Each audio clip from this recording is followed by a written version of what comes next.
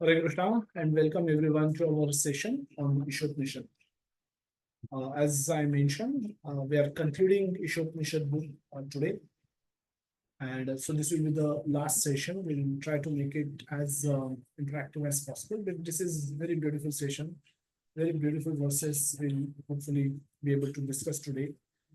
And so after conclusion of this session, all of you have sent message to many that you can either you all need to attend the regular Bhagavatam classes on Saturday evenings. And Shantaram Prabhuji will be starting detailed Bhagavad Gita class again very soon. So if you have time for in this slot, 11 to 1, you can continue to attend those classes.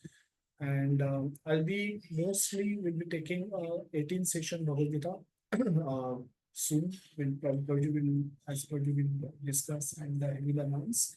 But we'll be taking a new batch of Bhagavad Gita to be concluded in 18 sessions flat.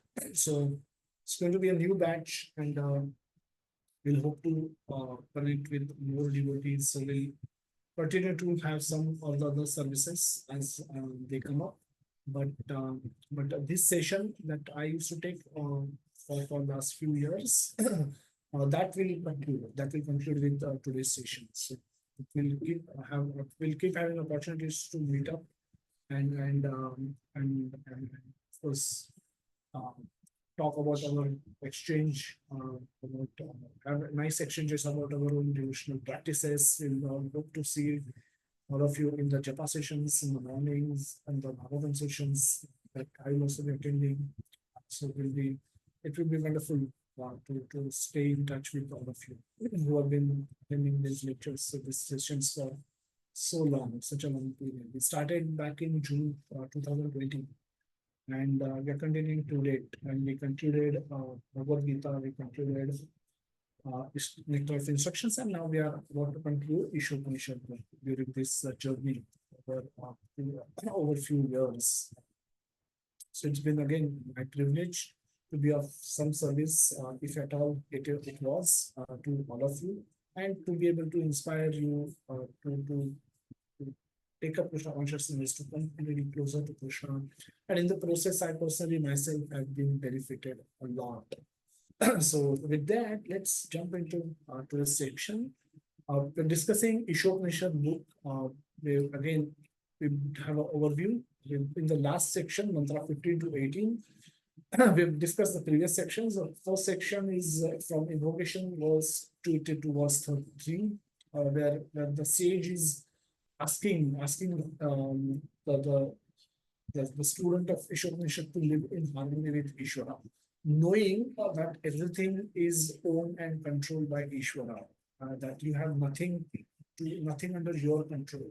So live in harmony with Ishvara. Ishvara's instructions are found in Bhagavad Gita. And the examples of how devotees live their life according to the Ishvara's instructions, those examples are found in Bhagavatam. So with the combination of Bhagavatam and Bhagavad Gita, the actual instructions and the case studies, we can figure out ourselves how we can live in harmony with Ishvara.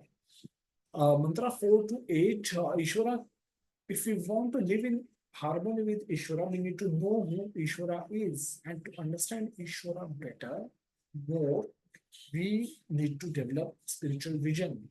In order for even Arjuna, when he wanted to see Virat Rupa, Krishna had to give him special vision. So this spiritual vision we need to cultivate, and that we covered in the mantra 4 to 8. How Ishvara is inconceivable, paradoxical, confusing. How it is not so simple to understand Ishvara. How we cannot relate with Ishvara just like how we relate to our parents and our spouses and our children. Ishvara is a different category. And he's not just the best of all human beings, he is a different category of being. He existed when nothing existed, and he will continue to exist when everything will cease to exist. So we need to understand Ishvara by developing spiritual vision, and we discussed that from mantra 4 to 8. Mantra 9 to 11 talks about these are six verses we studied in a batch of three each. Like three verses 9 to 11 and three verses 12 to 14. 9 to 11, we discuss what is right and wrong Vidya.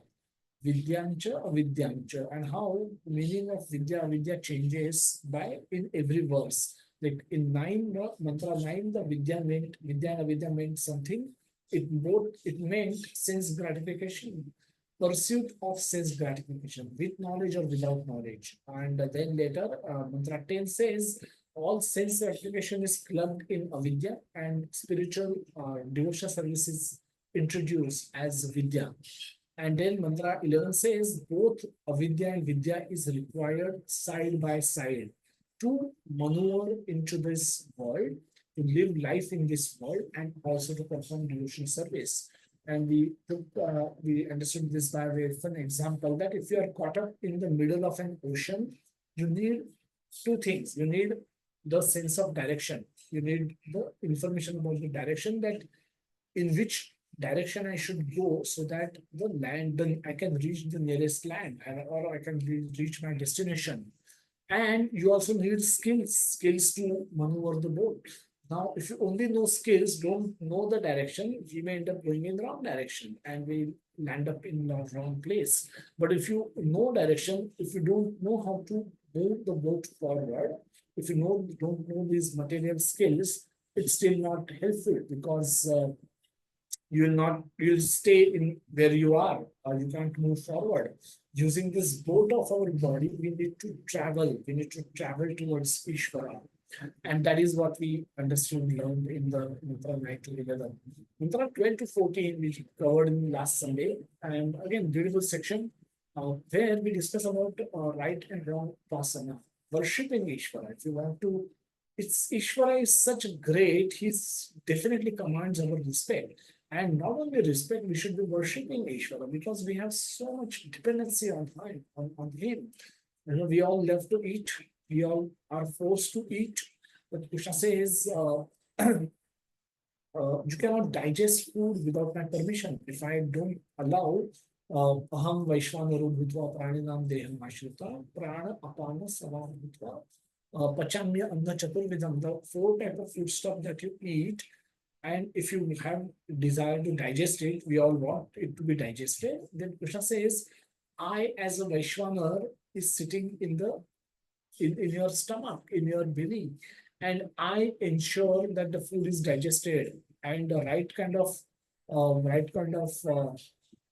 food stuff is right kind of processing happens, and you remain healthy. You get the nutrition and you are able to throw away what you don't need, and overall you maintain your health. Krishna says, I have to do that. I am doing that for every living entity, no matter what you're eating. So Krishna is, so we have such huge dependency on Krishna. So we should be not only respecting Krishna, we should be worshipping Krishna. The mantra talks about what is a demigod worship, what is a devotional service, and how both the information about the world and information about devotional service is required side by side again to move forward on the spiritual path. The last section which we today conclude is from mantra 15 to 18, that the prayers offered to Ishvara to reveal himself. We'll just find out what those prayers are. So mantra 15 and 16 talks about two sets of two verses each, 15, 16, and then we'll look at 17, 18. So 15, 16, the sage who is speaking these verses is offering prayer to that Ishvara, prayer to that Ishvara, that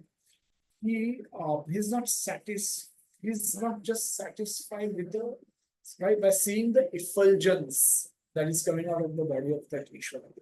Now there's a Brahmajyoti which emanates from the body of Ishvara, from Krishna, and he says he want to know that Ishvara more intimately. He understand that effort beyond this effulgence is a person. That person has a face. That person has desires. That person is merciful. That person has a nature. And he's appealing to that Ishvara to allow him to see his beautiful transcendental Moha face. And that's a very beautiful, devotional, intimate prayer offered by the sage in the mantra 15 and 16. And mantra 17 and 18 is the we classified it as two sections, that prayers to Ishvara to reveal himself, and second is law of last thought. Law, that is a rule by which the lost thought are driven by the word.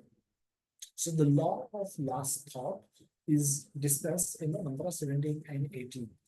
So, well, the theme is take me through all the obstacles of conditioned life to you. Take me to you through all, by crossing all the hurdles, by doing whatever you have to do, you please allow me to come to you. That's a beautiful, intimate prayer offered to that Ishvara. We'll discuss mantra 15. We'll have a couple of slides for group discussion, and I will encourage everyone to participate. All of you have been such wonderful devotees, and would like to, whenever we have conducted those group discussion sessions, amongst all of you, I have learned the most. I have learned the most hearing your thoughts, hearing your comments, and those have been extremely beneficial for me.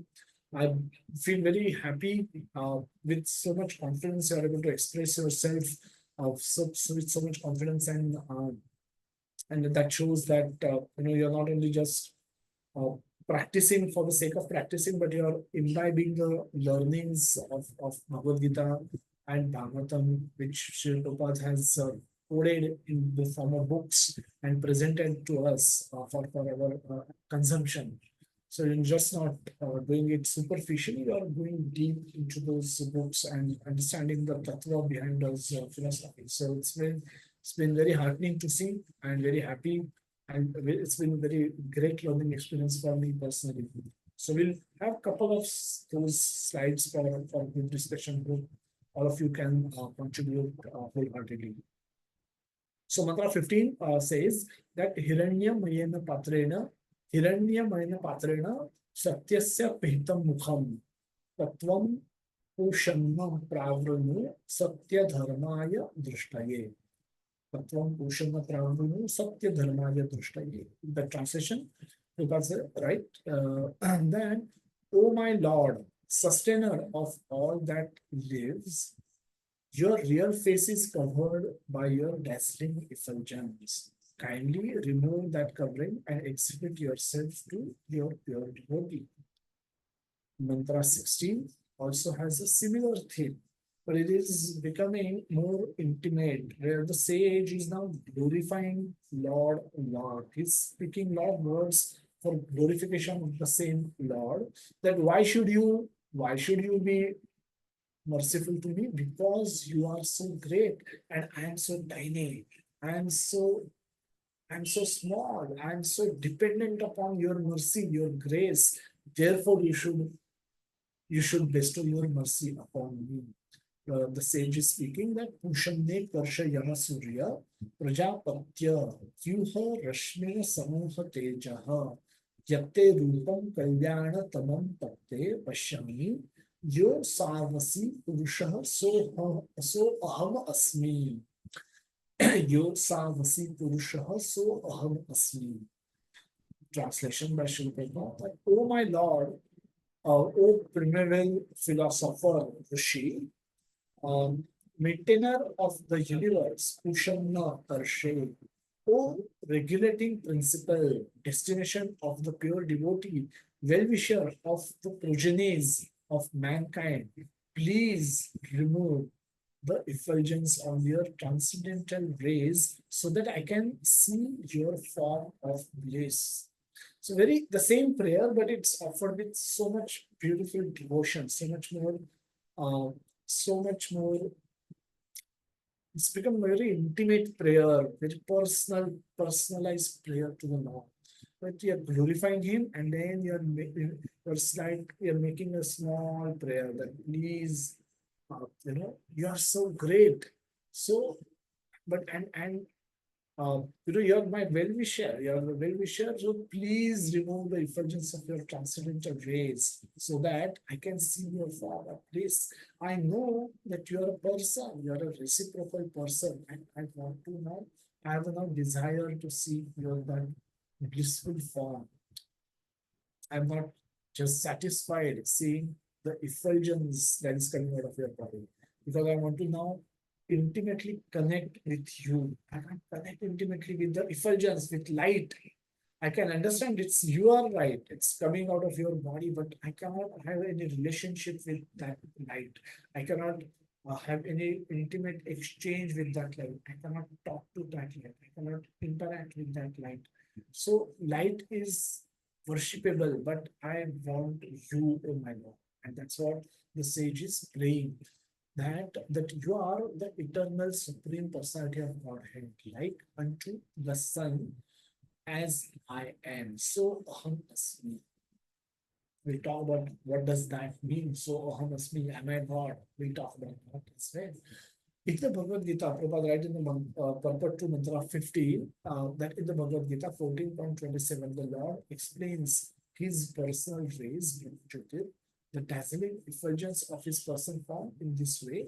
I am the basis of the impersonal Brahman, which is immortal, imperishable, and eternal, and is the constitutional position of ultimate happiness. Prabhupada starts by explaining that there is a reference to the Brahma Jyoti. Brahma Jyoti is the effulgence, the light coming out of, emanating out of the body of the Supreme Personality of Godhead. Now, so the light which is coming out of so there is an energy and there's an energetic. So energy, a lot of people have attraction for this energy. They want to go to that, reach this destination. Now, yad gatva na nivartante tam dhama paramam mama yad gatva. So they want to wish to go there and they have no desire to come back. But what is that destination? What is that destination? There could be confusion. There could be, you can go to the abode of Lord and have permanent and then they stay there eternally in a very blissful, knowledgeable condition, interacting with the Lord. Or you may choose to go to the Brahma Jyotir and where you have nothing else to do. You can meditate constantly, and then you reach Brahma Jyoti and then again continue meditation. What's the use? What's the use? How if you cannot go and talk with Lord, what is the use? If you cannot have exchanges with Lord, what is the use? You how will you it's any connection with Lord is give you bliss, but interaction with Lord will give you so much more bliss than just seeing his effulgence and becoming happy with that. It's like when the ocean like mercy is available, why just be satisfied with the drop? You should want more. And that's what the sage is now wanting. Sage is saying, I want you in your entirety, O Lord. I want you completely. I want you are not satisfied by your effulgence, by your reflection. I want you. I want to interact with you. I want to have a relationship with you at a personal level as a person. And that's why Prabhupada explains again the Brahman, Paramatma, and Bhagavan, the three aspects of the absolute truth. The same absolute truth is there as a Brahman, as a Bhagavan, and as a Paramatma in three forms. And Prabhupada will explain that as you progress from Brahman to Paramatma, Paramatma to Bhagavan, it's a progression. It's not that no need to assume Brahman to be the ultimate reality, the light to be the ultimate reality, Paramatma to be the ultimate reality. When you can reach Bhagwan, you should not stop in on any of the ladder. You should not think that this is the only place and this is the best place, and then don't strive to go higher. Even if you come to this knowledge that Brahman is there and it's that itself is very blissful. That's not bad. But when the best is available, we should not be satisfied with just good or better things. So like that, we should be progressive. We should continue to progress in the spiritual path until we attain Bhagavan. So Brahman Prabhupada writes in the purport that Brahman, Paramatma, and Bhagavan are three aspects of the same absolute truth. Brahman is the aspect most easily perceived by the beginner. Paramatma, the super soul, is realized by those who have further progressed. And Bhagavan realization is the ultimate realization of the absolute truth.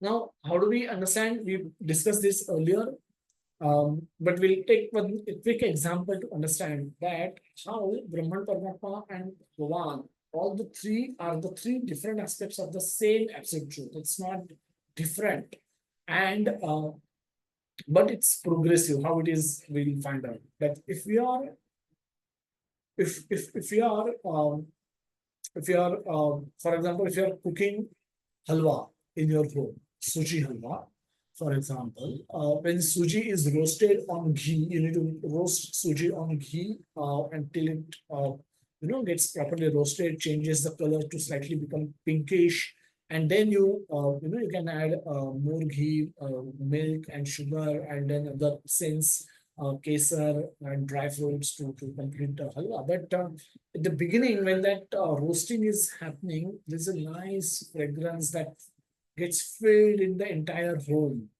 So if you have a visitor, for example, if a courier boy comes or postman comes, or even if your neighbor drops by your door, they will get to this fragrance. They will experience this fragrance, and then they will know that something nice is cooking inside your home. But an unwanted visitor who is not progress enough will not have any more conception, will not have any more realization than this. He may experience fragrance and he may leave. He does not have access to the sight and the taste which of that halwa. So what we are comparing is comparing the Brahman, Paramatma, and Bhagavan, the three aspects of the same absolute truth, with fragrance, size, and taste of halwa. And with this, we'll try to compare the two scenarios.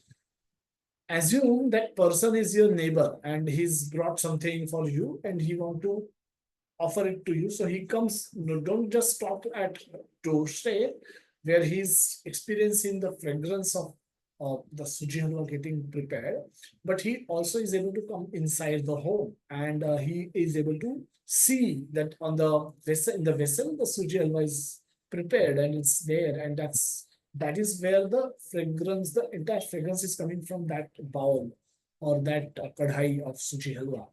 Now, again, he's come inside, he has access to the fragrance and he has access to the sight. When he see that suji halwa prepared, it's perfectly colored, not too much roasted, not too little roasted. If it is too little roasted, it could be whitish. If it is very lot more roasted, it can become brownish or even darker shade it may get. But this is like looking perfect. The dry fruits are there, beautifully decorated. Nice color of kesar is there. It all look perfect. It's been arranged perfectly in a ball, and so suji halwa looks great. But this person still does not have access to the taste of that halwa. He doesn't know whether the sugar is proper, the essence is coming properly, the essence has been there or less or more, the dry fruits are there or not there. Now he does not have much access to that because he is entitled to the fragrance and sight, but he's not entitled to he's not progressed enough for the taste. But assume that neighbor is brought something nice which is of your liking to you for you in a bowl, and then you want to exchange. You want to exchange bowl. You want to offer him a bowl of halwa that you have prepared. Now the neighbor who is sitting on your living room, he has a bowl of halwa in his hand. Now he has all the three aspects in front of him. There's a fragrance of halwa that he can experience, and by smelling, he can know that it's looks to be it seems to be very tasty. By sight, he knows it's been perfectly cooked. And when he is given a spoon, he takes a spoon full of halwa and puts it into mouth. He get access to the taste. Now, this person has access to all the three aspects of the same halwa. Similarly, pure devotee get access not only to the Brahman effulgence, to the Paramatma reflection, but to also the Bhagavan aspect of that activity. And he is able to speak face to face with Bhagavan and and exchange, have loving exchanges with him. Prabhupada writes in the purport, the personality of Godhead Sri Krishna is always filled with transcendental bliss. When he was present at Vrindavana in India 5,000 years ago, he always remained in transcendental bliss even from the beginning of his childhood pastimes. The killings of various demons such as Agha, Baka, Putana, and Pralamba were but pleasure excursions for him. In his village of Vrindavana, he enjoyed himself with his mother, brother, and friends. And when he played the role of a naughty butter thief, all his associates enjoyed celestial bliss by his stealing. So Prabhupada will now progressively give description of his three aspects of absolute truth. Prabhupada is now first describing as a Bhagwan, how does Krishna act? What does he do? He steal butter. Why? Because he want to give celestial bliss to his devotees. He do it. Why do it? He do it for the pleasure of his devotees. Uh, because it gives them pleasure, he do it. Does he need to do it? He doesn't.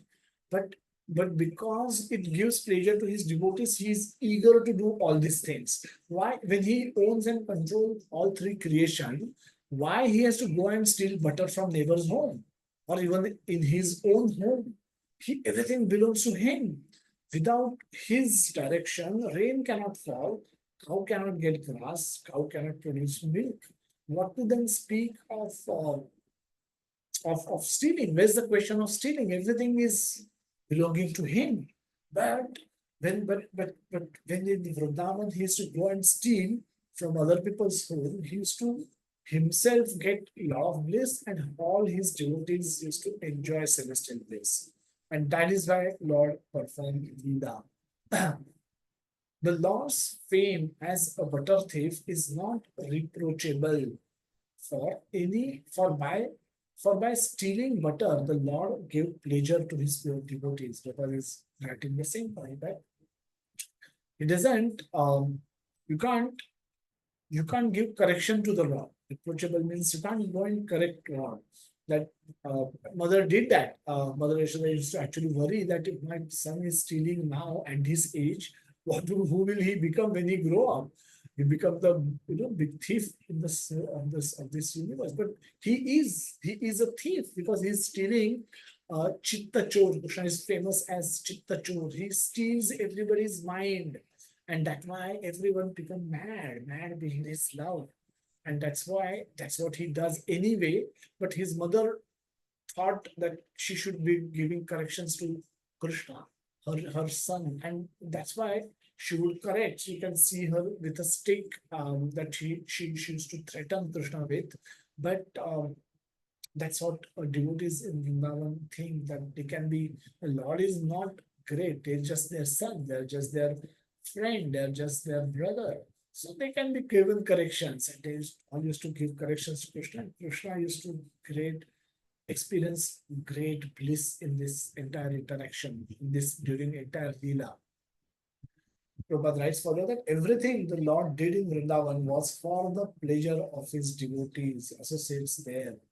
The Lord created these pastimes to attract the dry speculators and the acrobats of the so-called Hatha Yoga system who wish to find the absolute truth.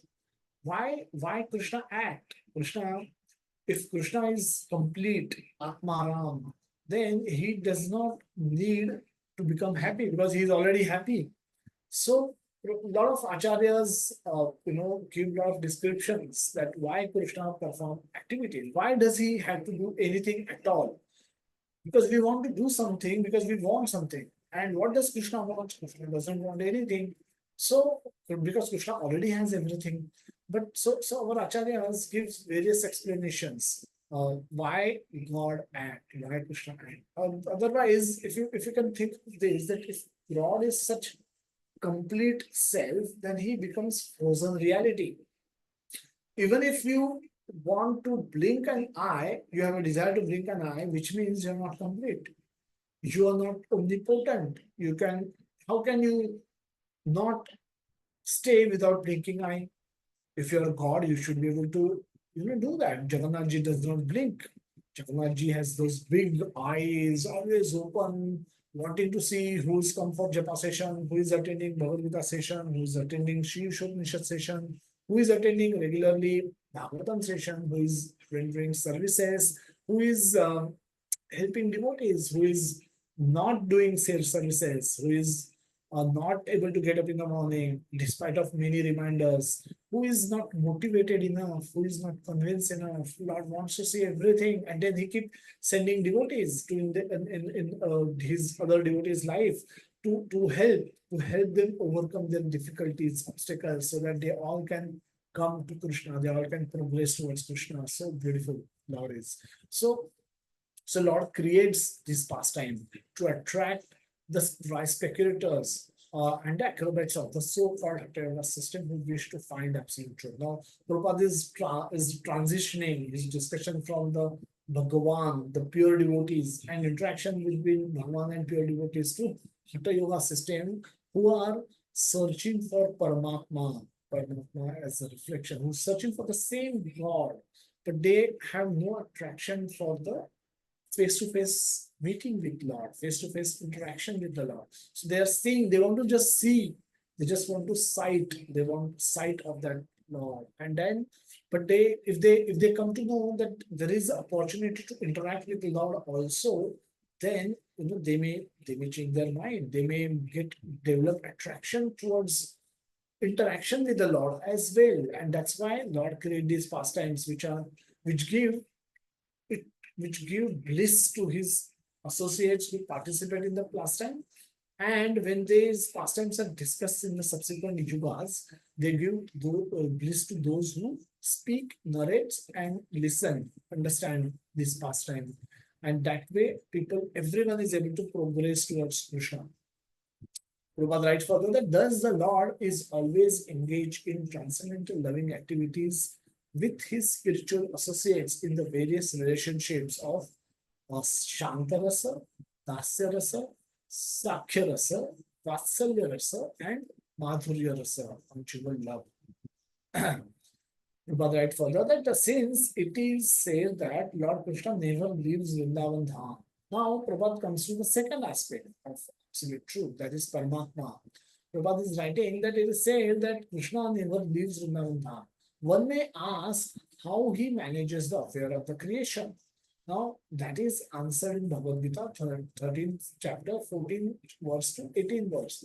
The Lord pervades the entire material creation by his planetary part known as Paramatma, or the super soul. So how does Lord expands himself? Lord is not frozen reality. You can't limit Lord to one place. If I am in this place, I cannot be in any other place. However, through my voice, I am available to all of you in 47 different locations. Because that sound which is reaching you, the image that you are able to view on your mobile or a laptop, that is nothing but me. That is the origin of that is me speaking here. And if I didn't existed, that image and the voice sound would not have existed. So like that. So if I can expand into your 46, 47 homes, imagine what can Lord do, who is omniscient, omnipotent, and omnipresent. He's present everywhere. So Krishna expands himself while he is there in his abode. He never leaves this abode, but he expands himself through his energies and enters into every atom and as a Paramatma, super soul. Although Prabhupada writes further that although Lord has nothing to do with material creation, maintenance, and destruction, he causes all these things to be done by his plenary expansion of the Paramatma. So he get things done. Now, as a person, he is not interested in any of these activities because he is busy with his devotees. He is busy interacting with his devotees. Giving his sole job is to give pleasure to his devotees. And devotees' sole job is to give pleasure to Lord. Devotee hold nothing back and nothing holds a devotee back when it comes to they doing something for the pleasure of God. And similarly, we can say that Krishna holds nothing back and nothing can hold Krishna back when he wants to give pleasure to his devotees, when he wants to do something for the pleasure of his devotees. And that is Krishna's mercy. That is why we see Krishna doesn't mind becoming a chariot driver for Arjuna. He doesn't mind doesn't mind washing feet of his guest in the Rajasuya Yajna organized by Yudhishthir Maharaj. He can do anything. He can become small baby and cry sitting and standing in front of Mother Yashoda because that gives Vatsalya Rasa. Mother Yashoda wants to experience Vatsalya Rasa with Lord, and this is the best way you can get Vatsalya Rasa. When when in the rainy season clouds used to thunder, Krishna used to get scared, and then Ananda Baba used to hold him very close to his chest while sleeping. And because Krishna shouldn't get scared, and that's Krishna doesn't get scared. But if it gives pleasure to his father, he will get scared. When Krishna does not become hungry. But when it comes to Radharani, who wants to serve Krishna, want to feed Krishna with various preparations, beautiful preparations that she is capable of making, Krishna becomes hungry. Krishna becomes very hungry. Krishna becomes very hungry because as a Govardhan, he becomes very hungry because all the Brajavasis are so eager to with their offering. They all want to offer everything to Govardhan because Govardhan is so special for them. And Krishna becomes Govardhan and eats everything, consumes everything, not because he's hungry, but because it gives great pleasure to his devotees. For the pleasure of these devotees, Krishna can do anything. So nothing can hold Krishna back, and Krishna holds nothing back. And similarly, when it comes to the devotees, when they want to give pleasure to Krishna, they hold nothing back, and nothing can hold a devotee back. No matter how many obstacles a devotee will face, they will continue to chant, he will continue to serve, they will continue to do things which for the pleasure of the Lord. And similarly, devotee does not hold anything back. He gives 100%, more than 100% to Krishna. And that's what makes this whole exchange very sweet, very, very nectarian, very, very blissful. Prabhupada writes further that every living entity is known as Atma or soul, and the principal Atma who controls them all is Paramatma, the super soul. Now, Prabhupada will come to the third aspect, that is the uh, that is the there is the Bhagavan, there is the Brahman aspect of the absolute truth. The system of God realization is great science. The materialistic Sankhya yogis can only analyze them and meditate on the 24 factors of the material creation, for they have very little information of the Purusha of the Lord. Govindam Adi Purusham Tamaham Bhajanami Tam Aham Bhajami. So, so Prabhupada writes further that and the impersonal transcendentalist are simply bewildered by the glaring effulgence of the Brahmajyoti. It talks about two type of people, materialistic Sankhya, who cannot even progress towards the Brahmajyoti, and those who have become interested in Brahmajyoti, impersonalist that we discussed in our previous sessions. If one wants to see the absolute truth in full, one has to penetrate beyond the 24 material elements and the glaring effulgence as well. Sri Ishopanishad points towards this direction,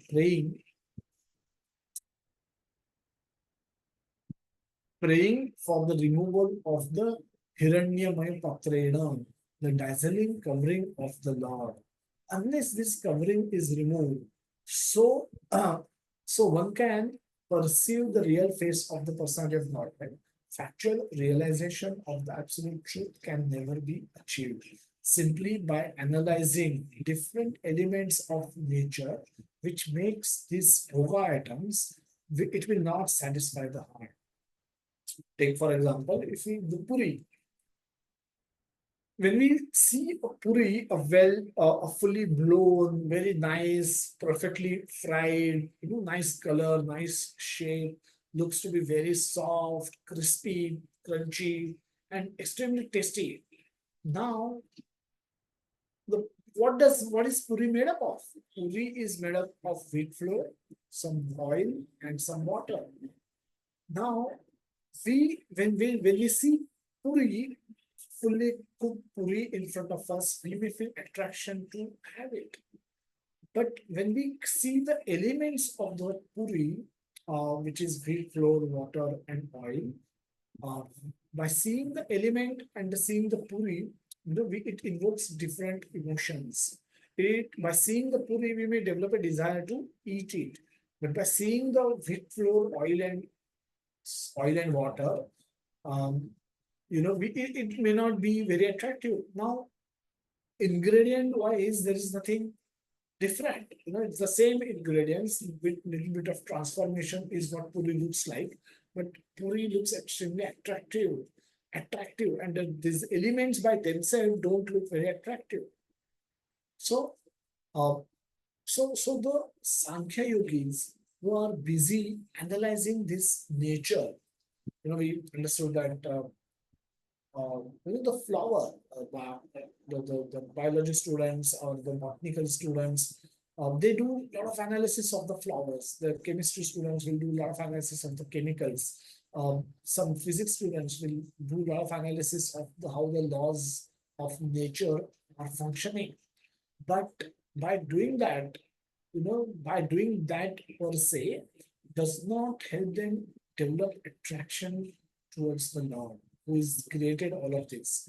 A flower design will give us great pleasure, but we unless we have appreciation for the creator who has created such a beautiful flower and has put such wonderful fragrance inside it, and it all comes from the same dirt, same mud. Um, but that flower gives so much transcendental bliss. And if one analyzes only the flower, he will miss the seeing the beauty of that flower and appreciation for the creator who created this beautiful object. So if you only see the petals, the arrangement of the petal, the count of petal, and what are the and different analyze different part of that body, then you at the end of that analysis you will know a lot about how the construct of the flower was, but you will not be able to answer whether that flower was beautiful or not because that you have not that aspect you have missed out completely.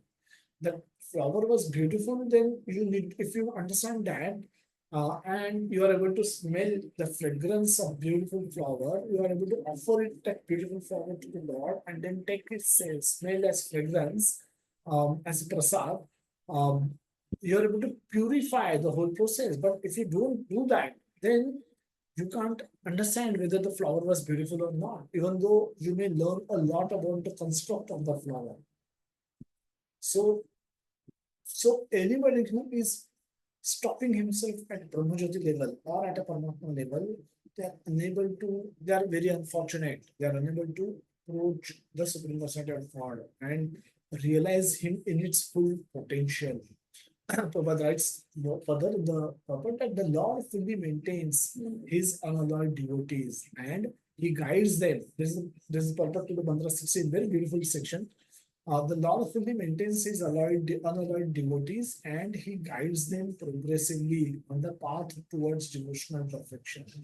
So from a gross sensual materialist who has materialist or atheist who have no conception of God, who reject God, who propagate against the God, against Lord, from that stage, Lord will keep giving us opportunities after opportunities to come closer to Him, to become devotee, to understand that everyone, whether they believe or not, are dependent on the Lord completely for breathing oxygen. If I lift this article, I have to have permission from the Lord. When that permission is withdrawn, the article will fall down from my hand. I'll not be able to hold it. Uh, Similarly, so we're completely dependent on Krishna. Krishna controls every moment of our life. When we sleep at night, whether we will wake up or not in the next morning, uh, depends completely on the sanction of Krishna. And that is why that with that realization, an atheist, materialistic person or person who is only engaged in gross sensual satisfaction may come towards Krishna consciousness, may become realize that there is a higher power which is controlling my life, and I should be aligned with that instructions of that power, and that is how they come closer and closer. Progressively, they come closer and closer to Krishna. So that's what Prabhupada writes, that he fully maintains his unalloyed devotees and he guides them progressively on the path towards devotional perfection. As the leader of his devotee, Krishna is the leader of all devotees. Very beautiful. As the Karnadhar. Karnadhar means leader.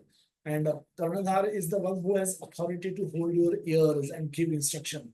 By holding your ears in the older times, teachers in schools it was to be very common sight that uh, some teachers have right, for punishment, they used to hold ears of the student and at times used to twist them as well, as it can give you a lot of pain.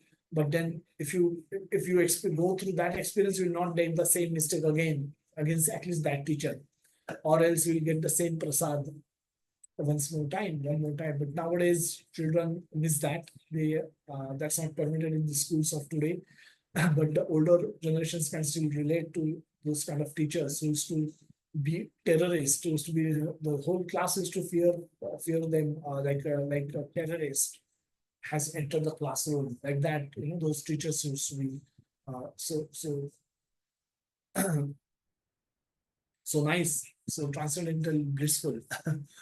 uh, so he ultimately, so Prabhupada writes that as a leader of the devotees, he ultimately awards the desired result of devotional service by giving himself to them. What is the ultimate result of devotional service? By giving himself to them. Krishna gives himself to his devotees. Beautiful statement. The devotees of the Lord see the Lord eye to eye by his causeless mercy, not by their endeavor. Gopis, when Krishna disappeared from the scene of Rasad dance at the night, Gopis tried searching Krishna by their own endeavor. There were plenty, millions of gopis were there. And all of them were searching for Krishna, who disappeared right from their sight. But by their own effort alone, they could not find Krishna. But when they tried hard and then they approached Krishna, they offered him beautiful prayers as Gopi Geet. Krishna appeared, and then by his mercy, they could again associate and unite with Krishna. So we can see Krishna right to eye by his causeless mercy, by not by our endeavor. And thus, Prabhupada writes further that thus the Lord help his devotees reach the supermost spiritual planet, Golokha. This particular side you all can memorize. Such beautiful commitment, assurance given by Prabhupada that Lord will see you face to face, eye to eye, by his causeless mercy. And ultimately, he will help you reach the supermost spiritual planet that is built by God. We'll come to the second section. Now, these are prayers offered at the time of giving up one's body. Prayers offered by the sage. And when we can give up our body, we can practically give up our body any moment. All of those who have seen the video of a bank employee, he just left his body. He was working on a laptop inside a bank, and obviously it was got captured on the bank CCTV office CCTV camera. But uh, but out of nowhere, this young man just laid back inside his chair and left his body. So so difficult, so unpredictable the whole life is. And hence, the sage is offering this beautiful prayer to Krishna that, oh Krishna, oh Lord, what will happen to me at the moment of death? I want you to show your special mercy to me. Why? Let's find out. The sage is saying in the mantra 17 that let this temporary body be burned to ashes and let the air of life be merged with the totality of air. Now, O my Lord, please remember all my sacrifices, and because you are the ultimate beneficiary, please remember all that I have done for you. What a beautiful way, what a beautiful way of appealing to the Lord. A lot of us wonder sometimes what prayer we should offer to Lord. We go in front of Lord and we don't know what to speak. And as if our tongue is locked, can't move. And but look at these prayers that are offered, comes in the Sri Upanishad. That is so personal, that is so intimate. Oh, please remember all my sacrifices. That at 11 a.m. Sunday morning, these 48, 49 devotees were on this Zoom session. They could have been gone for a movie or take advantage of some sale in some mall or buy some unwanted things because they have a lot of money. Could be sitting in restaurants with their families and friends, eating, could have gone to a movie, or could be watching latest web series, but or could be watching the same World Cup final highlights. But having all these options, despite of having all these options, what are these 49 souls are doing? They are logged into the class of Ishupnishad and trying to listen attentively, with all their attention, all their heart. They're trying to understand why the sage is offering such an ordinary prayer. That sometimes we wonder that we may offer. Please remember, oh Lord, what I have done for you, what we have done for Lord, because we get up every day at 5:30 and chant his rounds. He should remember. He should remember all that. Oh, yes and no. Why not? So let's find out what mantra 18 says. Mantra 18, again, very beautiful prayer. Oh my Lord, as powerful as fire, O omnipotent one, now I offer you all obeisances, falling on the ground at your feet. O my Lord, please lead me on the right path to reach you.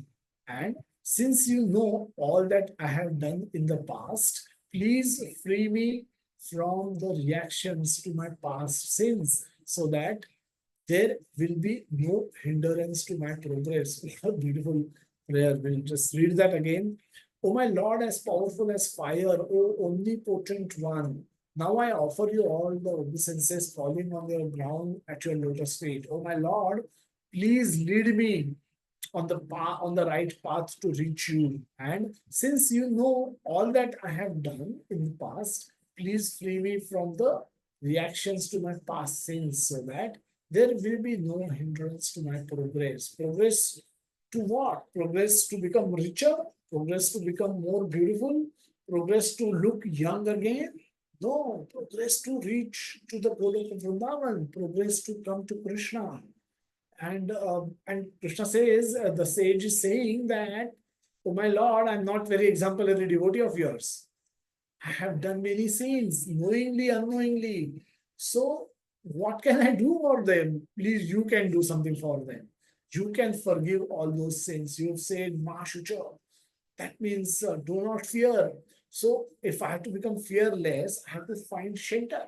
And you are my shelter, O Lord.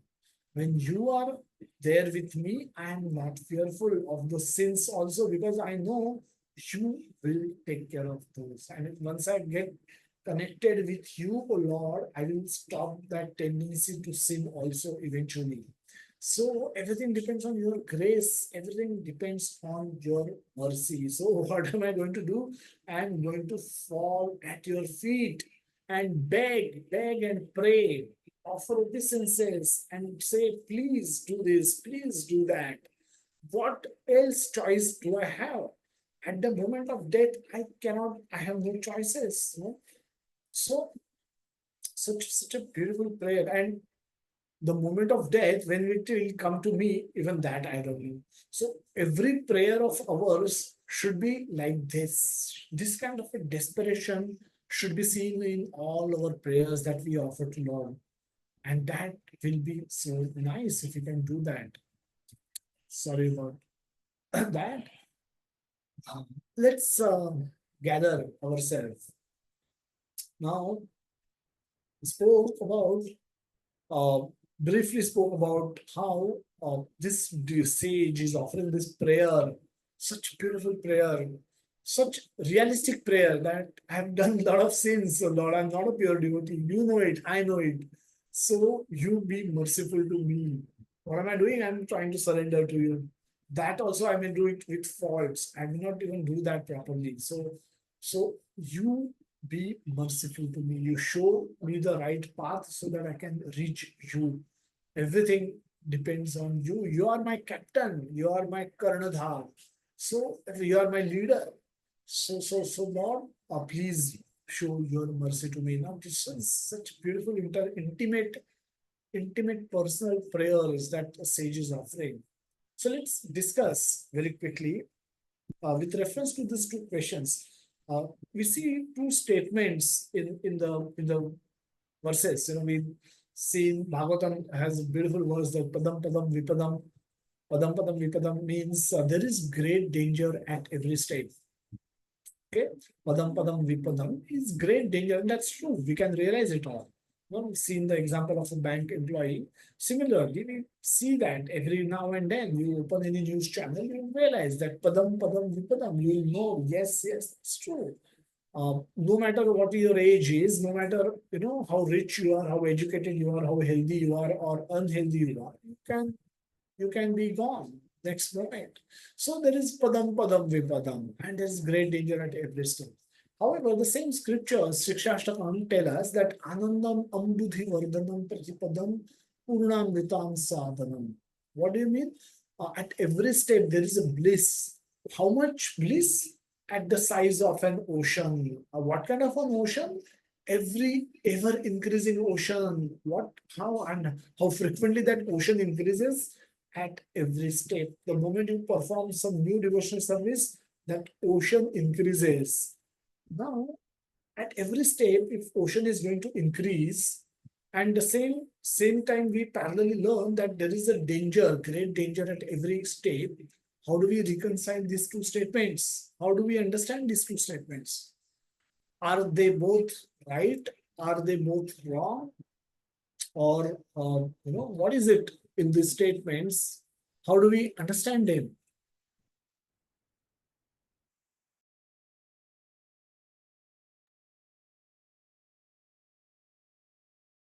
Let's see if all have raised hands. All of you understood the question, hopefully. Please feel free to raise hand. And I know it could be wrong answers, but feel free to give those wrong answers also. We'll come to Vikas Prabhuji later. Ashwini Mataji. हरे कृष्ण प्रभु जी, दंडवत प्रणाम. Hare Krishna. Prabhu ji, first of all, I want to wish all devotees happy Rath Yatra, Jagannath Prabhu. And my answer is, if we are not in Krishna conscious, then there will be pada pada vipada, because we will be stuck in the Maya. And if we are in the Krishna consciousness, then we will be happy. And uh, what that second shloka is reciting, that will prove that if we are in Krishna consciousness, all the things will be go smooth. Okay. So if you're not in Krishna consciousness, you're not performing devotional service, there is a great danger. And if you're in Krishna consciousness, there is a bliss every moment. Vikas Prabhuji.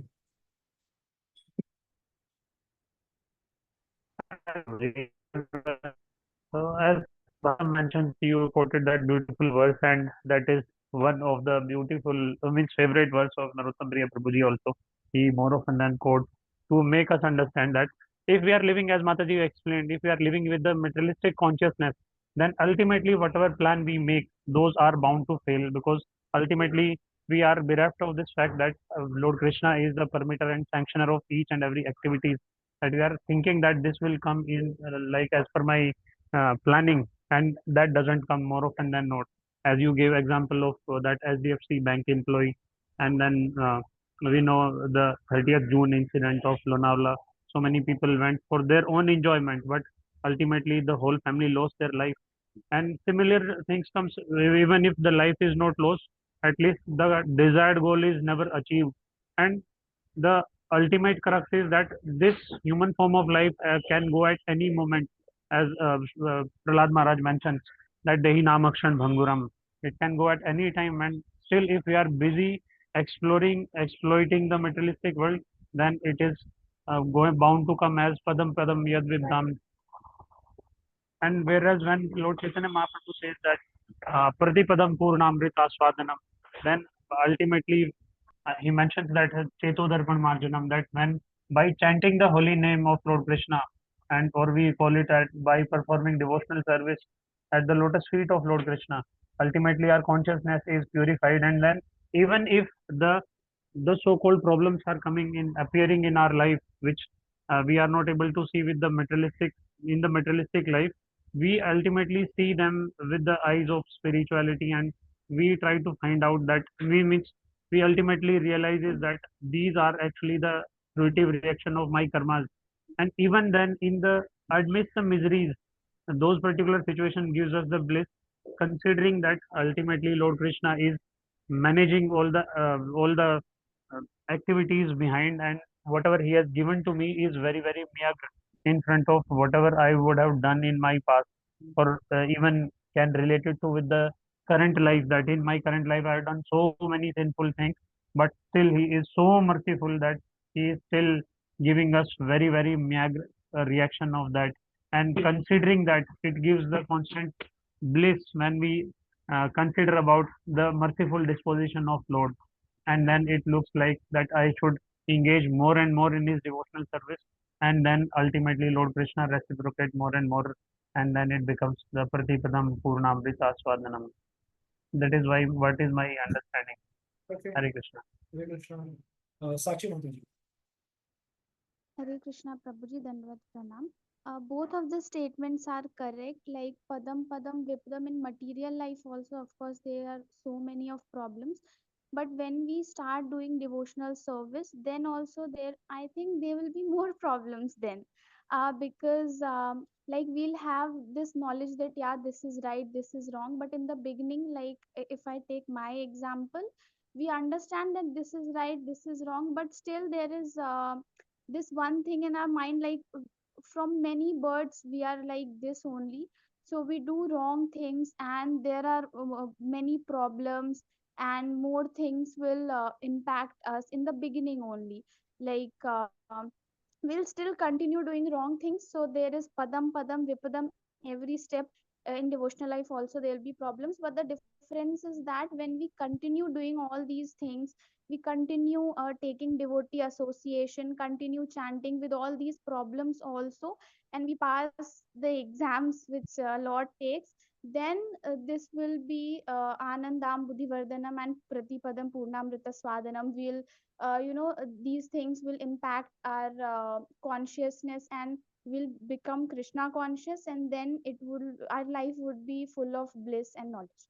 This is what I understood, Prabhuji. Hare Krishna. Hare Krishna, Prabhuji. Thank you so much. Very nice. Anybody else would like to say anything? Can kindly unmute and speak. So, Prabhuji also mentioned, Mataji also, I think, even mentioned that there's a consciousness issue.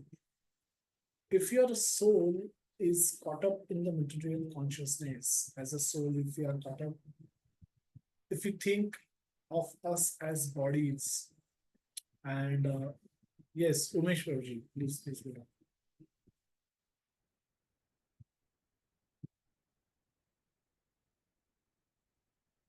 Yes, so Umesh Prabhuji, you want to speak something?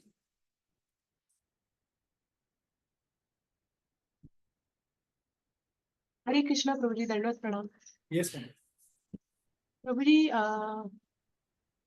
Material world में miseries तो है ही पदम पदम पर हमें दुख तो भोगना ही पड़ता है लेकिन कृष्णा कॉन्शियसनेस में हम रहेंगे डिवोटी एसोसिएशन में रहेंगे तो हमें टॉलरेंस पावर मिलता है जिससे हम हमारे दुख जो है उसको सहन कर सकते हैं और एक हमारा एक कॉन्शियसनेस डेवलप होता है कि जो भी हमारे साथ हो रहा है वो भगवान की इच्छा से हो रहा है और उसको हमें एक्सेप्ट करने के लिए कृष्णा कॉन्शियसनेस हेल्प करता है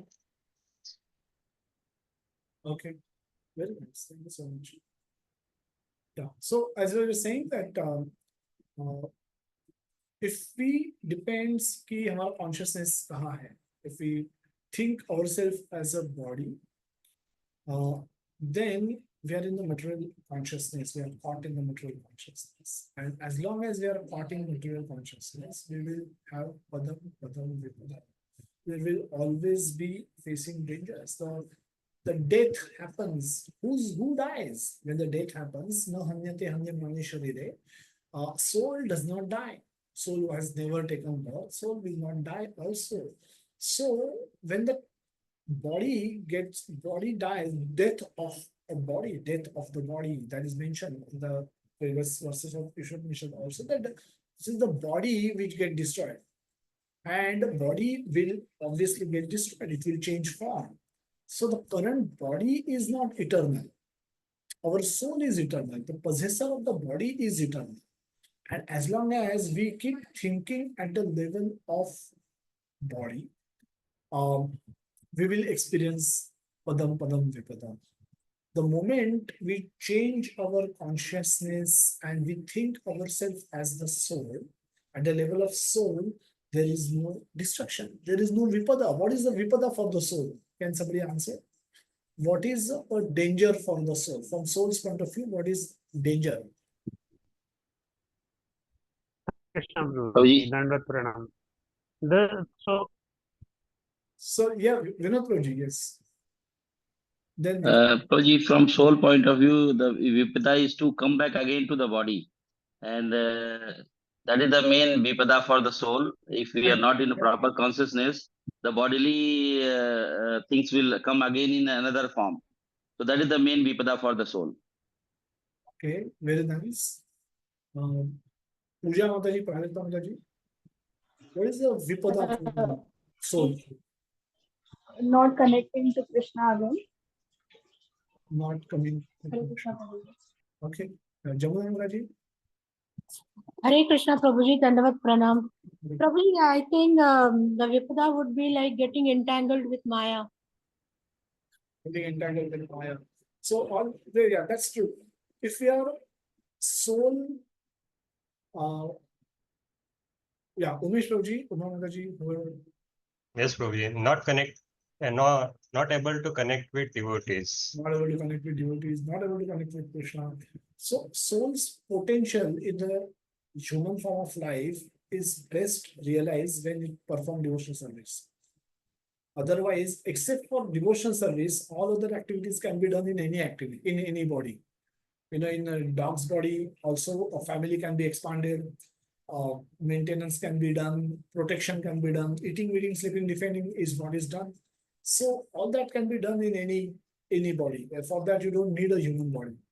And we've discussed in previous sections that how those things can be done in much superior way. Uh, and and, uh, and how there is a struggle to do even those four things: eating, mating, sleeping, defending in human form of life. So for the purpose of using our body for eating, mating, sleeping, defending, animal bodies are best. The other bodies, lower bodies, are best.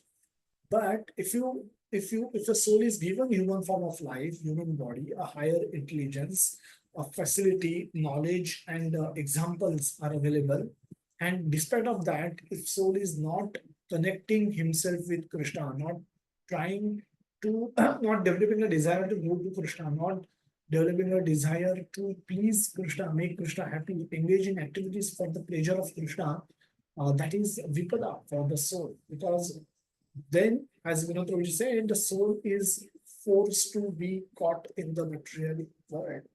It is like a sick person, by his actions, his sickness is worsening and recovery is getting prolonged.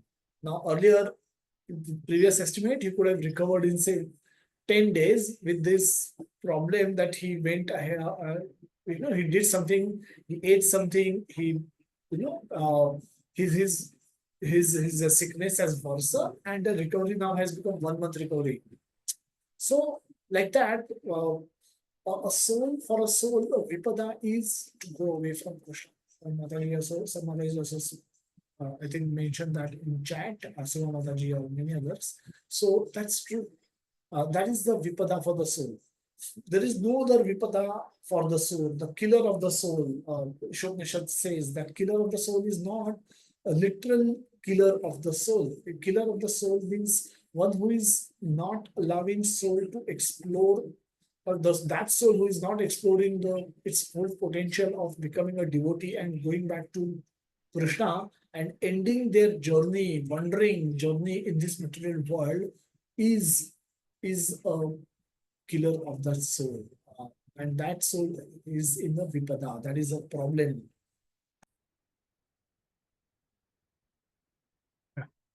So let's go back to the slides. Let's see.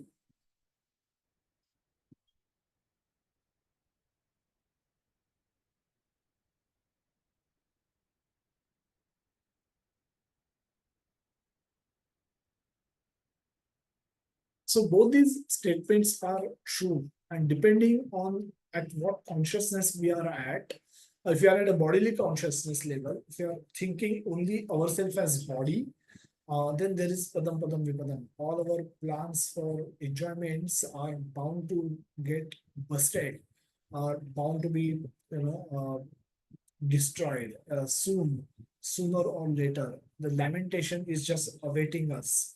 But if we are able to think ourselves at a level of soul, and if we are able to develop a desire to develop love and affection for Krishna by devotional service, by cultivating Krishna consciousness, by knowing more about Krishna, by practicing japa, by reading his books, by associating with devotees, by rendering seva, we can experience bliss at every stage. Prabhupada writes in the purport to mantra 17 that in this mantra, the living entity prays to enter the spiritual kingdom of God after relinquishing his material body and material air. Now both, now let my body be burned to ashes and let my life air, our whole, the prana vayu, it is also known as, that should merge into the atmosphere. That is good. It is temporarily given to me for making my body function. So the sage is saying that both these things relinquish. When I relinquish my body, both these things will go away. I will give up both of these things. I'll give up my material body. I'll give up my life air as well. I'll not hold on to it. Currently, we are all trying to hold on to our material body. We are all trying to hold on to our air, life air, because as long as they are there, we can act to fulfill our desires. ये खाना है, वो देखना है, ये करना है, ये घूमने जाना है, वहां पे वो गाड़ी लेनी है. Whatever, I may have hundreds and thousands of desires of enjoyments, Out of those, I need these two things. I need body, I need life air to be able to fulfill those, try and fulfill those desires. No matter how often I must have failed, but I still have desires and I continue to act on my desires. That is material level of consciousness. The Prabhupada writes that the devotee pray to the Lord to remember his activities and the sacrifices he has performed before his material body is turned into ashes. Now, the devotee may at that moment, at the moment of giving up one's body, one this is the mood that is expressed by that devotee. Obviously, when we are about to give up our body, our different bodily functions are failing. Different multiple organs are, there is a pain we probably experience at the moment of death. There will be, with last lecture we heard that the pain can be equal to that is compared to that of, that is caused by the biting of 40,000 scorpions. When that they will bite, what kind of pain will experience? That kind of pain one experience at the moment of death. So, uh, so it's not a very pleasant state to be in when my different bodily functions, body is becoming dysfunctioning, the multiple organs are failing. It's not that I'm not expected to have a very rational thinking mind and intelligence in place. Mind can also be bewildered. Intelligence can go haywire.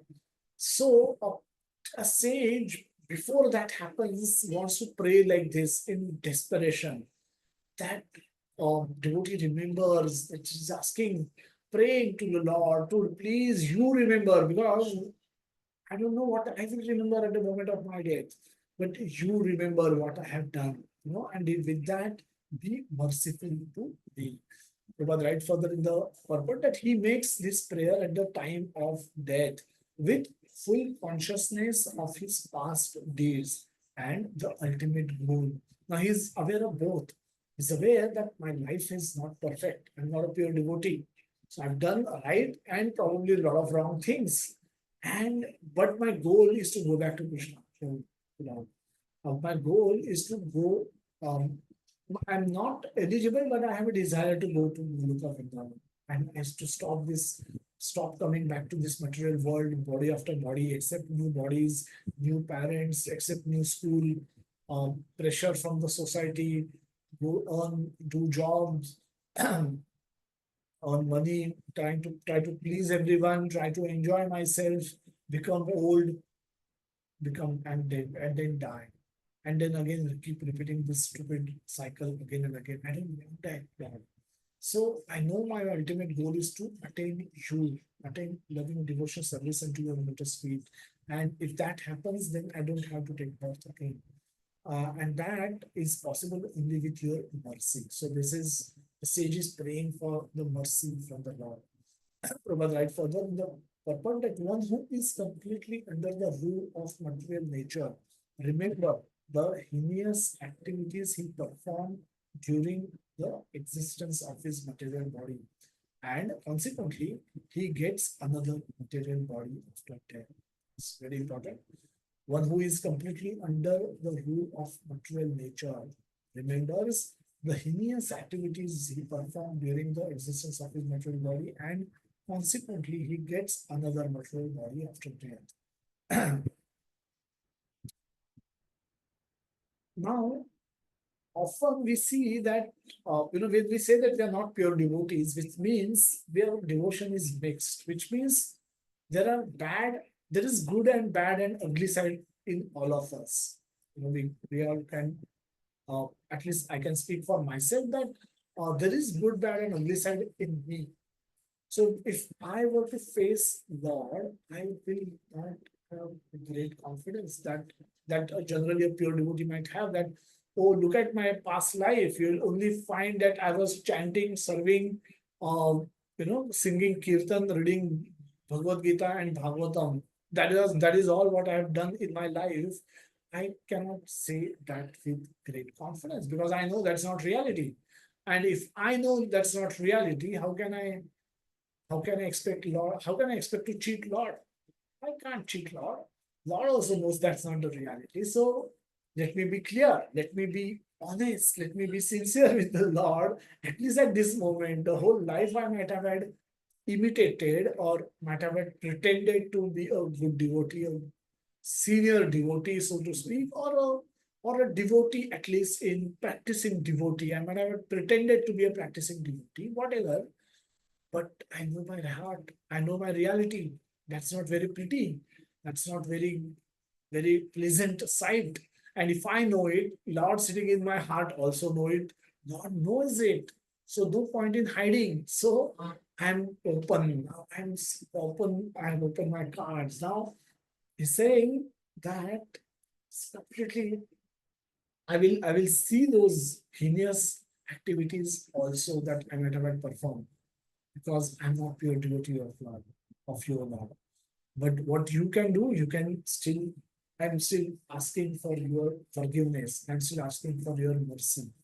Because I know you can give that mercy to me. I know ultimate aim is to go beyond the cycle of birth and death. I know that, and I know that is possible with your kripa, with your mercy. So even though I don't think I'm eligible, I know I'm not eligible, but I still desiring to go to you. And by simply desiring, we can go to God. We can become eligible to His mercy. It's just we've probably not been able to lead a great life, but at least have a great death experience where we can be praying to Krishna and be honest with Krishna, be sincere with Krishna, open with Krishna. In this way, the way the sage is praying, we can offer this kind of prayers every day to Krishna.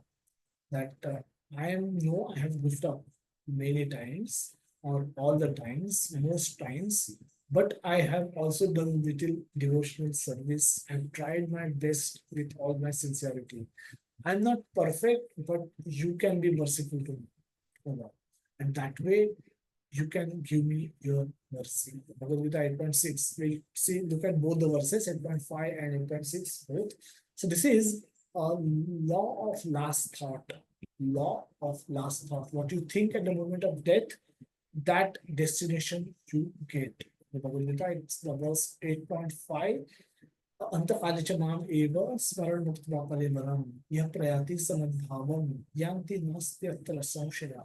And translation, and whoever at the end of his life quit his body, remembering me alone, at once attains my nature. Of this there is no doubt. And so this is a very intimate instruction of how Krishna is attained. But Krishna is aware that not everybody will be able to remember me at the moment of death. What will happen to those people? So what is the general instruction? This is a special instruction. But what is the general instruction? General instruction is yam yam vapi smaran bhavam tyajantyante kalevaram tam tam eveti kanteya sada tad bhava bhavita. So yam yam vapi smaran bhavam. Whatever state of being one remember. Now this is general condition. We know Sa Mahatma Sudurlabha. Krishna says that that soul who Vasudevam Sarvamiti, anybody who believes and act on the platform of Vasudeva Sarvamiti, Krishna is everything. I want nothing other than Krishna. And anybody who is not at that level, and who is at that level, such soul is very rare. So Mahatma Sudurlabha.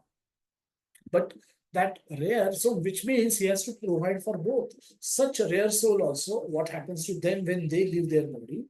They leave their body thinking of Krishna, Antakalecha Manamevam. And what happens? They get my nature. Of this, there is no doubt. So that happens to the pure devotee. But we know most of us, I am not a pure devotee. So what I am also interested in knowing what will happen to me.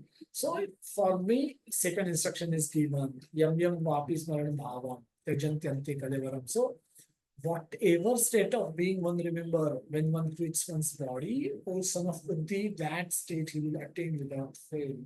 Thus, the mind carries the living entity's propensities into the next life. So mind game, what to do? Let's see what to do. A conditioned soul has to act for double functions, namely for the maintenance of the body and again for self-realization. He has to do both things side by side. One must perform these two different functions along parallel lines because a conditioned soul cannot give up the maintenance of his body. The proportion of activities for maintenance of the body decreases, however, in proportion to the increase in the devotional service. And this is very important. It says that proportion of activities for the maintenance of body reduces as your devotional service increases. Proportion of your activities for bodily maintenance decreases once your devotional service increases. It's a profound statement, and it's a statement that we all can use to judge our own progress, our own self in the devotional path. That from morning to evening, from Monday to next Monday, from 1st to 31st of the month in the year, what is the proportion of activities dedicated towards the maintenance of the body? And how much activities are dedicated to the maintenance of the soul for the devotional service? If you see, devotional service would have increased significantly. In my previous days, lighting an agarbatti used to be devotional service for me. How much time it takes to light an agarbatti? Light one lamp and agarbatti in the evening, that was the concept of devotional service for me. And it used to probably take 1 minute, 2 minutes, 1 or 2 minutes. That's it. So in my life, in a year, those 2 minutes into 365 days, that also I was not doing daily. We had 3 siblings, so we used to take turns. So I used to have probably 1/3 of the time I probably would have had to. That too, I probably would have skipped using some techniques and tricks, how I can delegate it to somebody. Because that was a task given to us, light a lamp and 2 agarbattis every day in front of Lord. So we were doing it not out of love and affection for the Lord, but of course one of the tasks. In home, you have to do something, right? So in the childhood, that was my task. So that continued for quite a long time. The lamp and agarbatti, my devotional service was not progressing beyond that. So which means in a day, except for those 2 minutes, 23 hours and 58 minutes I was acting at the level of my body. I was only doing things for my body maintenance. That's it. And those 2 minutes those are not also pure devotional service. I had no desire to love and serve God. It was not a service. It was service so that I can continue to get food in my home. I can, my parents can allow me to stay in my home because this was one of the tasks given. I'm not capable of doing any other work, so they gave me this work. So I was doing it, not out of love for Krishna, not out of love for God. So that kind of devotional service, from that, I have probably would have progressed to coming to Krishna consciousness, would have started chanting some rounds, 1, maybe 2, maybe sometimes with mala, without mala, and there could have been there was some progression after that.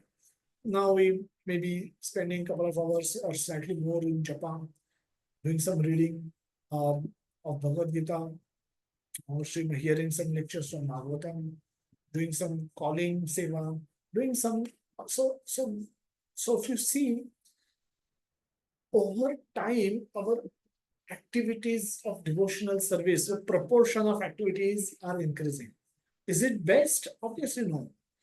Some of the senior devotees, they spend 24 hours in serving Krishna. Are we at that level? Of course, no. But this has definitely increased and improved as compared to what I was doing. 2 minutes spent in lighting a lamp and agarbatti because I can get my dinner at home.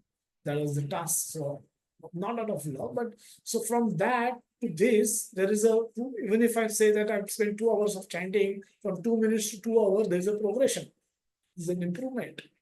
But that's not enough.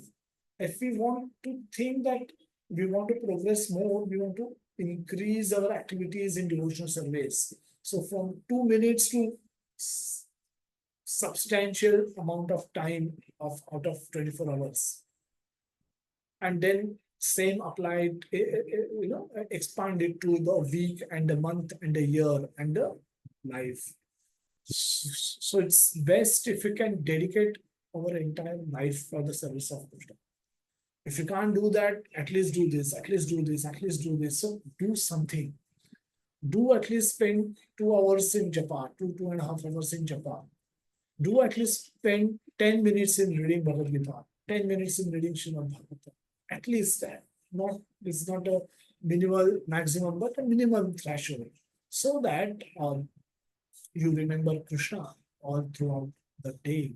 Try and remember Krishna. Mam Anusmara Yudhyacha. As we perform our bodily duties for the maintenance of ourselves and our family, we are able to remember Krishna in this struggle as well.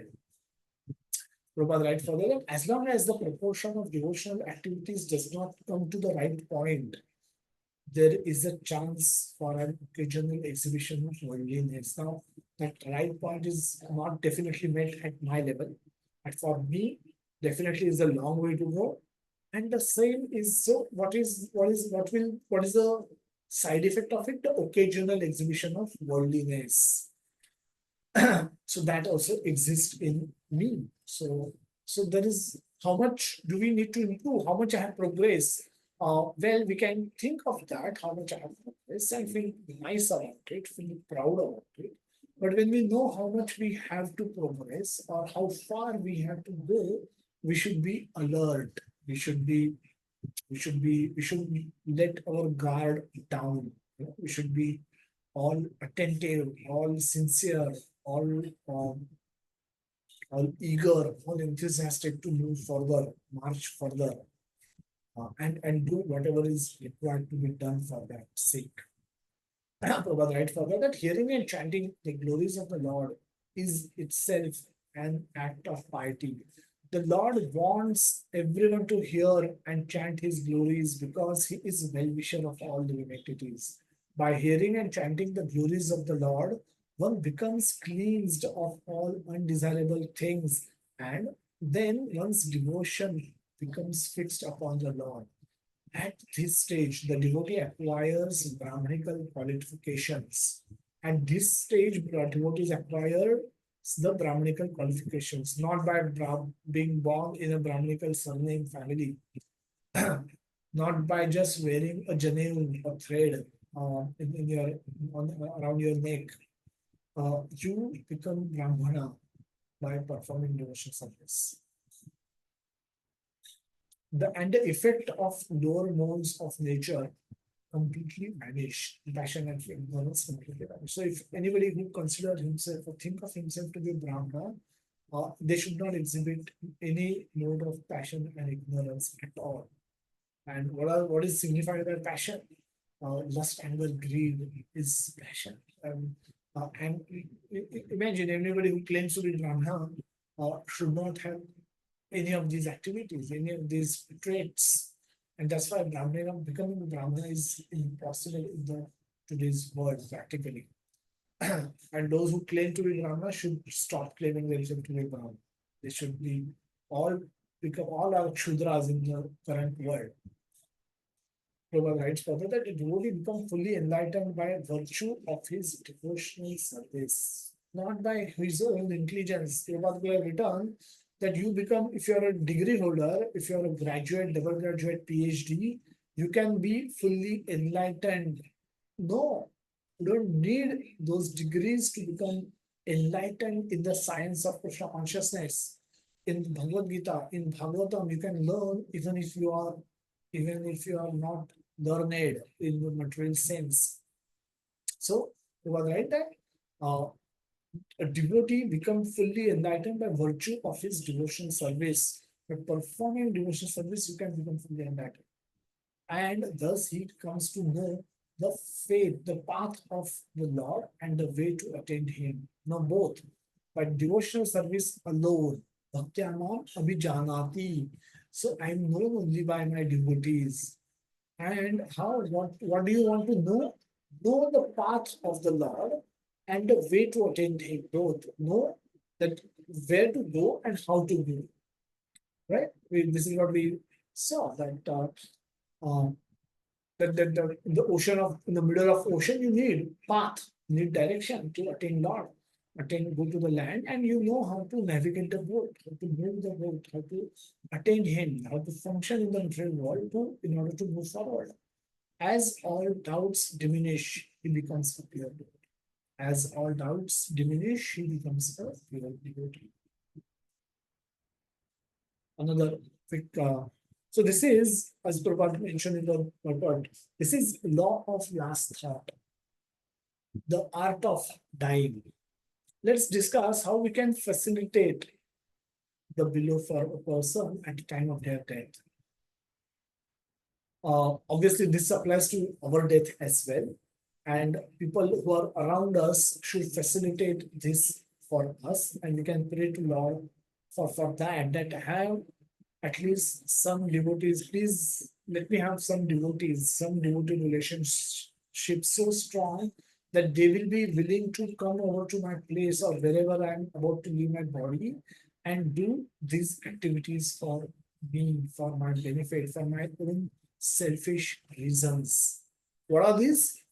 A person who is about to leave his body, there's an emotional closure we need to facilitate. Emotional closure means to help soul wind up emotions and prepare to leave the body. Emotions are ornaments of humans, Lord Ram said to Lakshmana. But emotions can also become a chain which bind us. And these emotions need to be wound up for a person who is about to leave his body. If he remains concerned and attached and entangled in his family affairs, it will be impossible for him to think of Krishna. So emotional closure is very, very important. Spiritual environmental setting to be offered to the person who is about to leave his body. And engaging all senses in the Krishna. You're providing our senses, five senses and the mind. You need to give them inputs of devotional inputs so that seeing them, hearing them, smelling them, they will think of Krishna. To facilitate avoidance of distractions and to facilitate remembrance of Krishna at the crucial time of giving up one's body. This is what these two things ensure. So emotional closures and spiritual environmental setting and engaging all senses. One by one we can take. What can we do to facilitate emotional closure if you happen to be with someone who is about to give up their body? How we can offer them help to wind themselves up emotionally?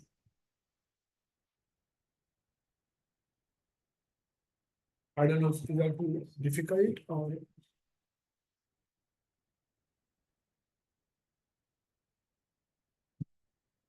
But these are very practical. Let's be very clear. And this is something that all of us will have to do at some stage. And we will expect others to do for us at some stage. So something which is unavoidable. And we should have good understanding of these things. If we don't know these things, how are we going to help anybody? Ashwini Kumar,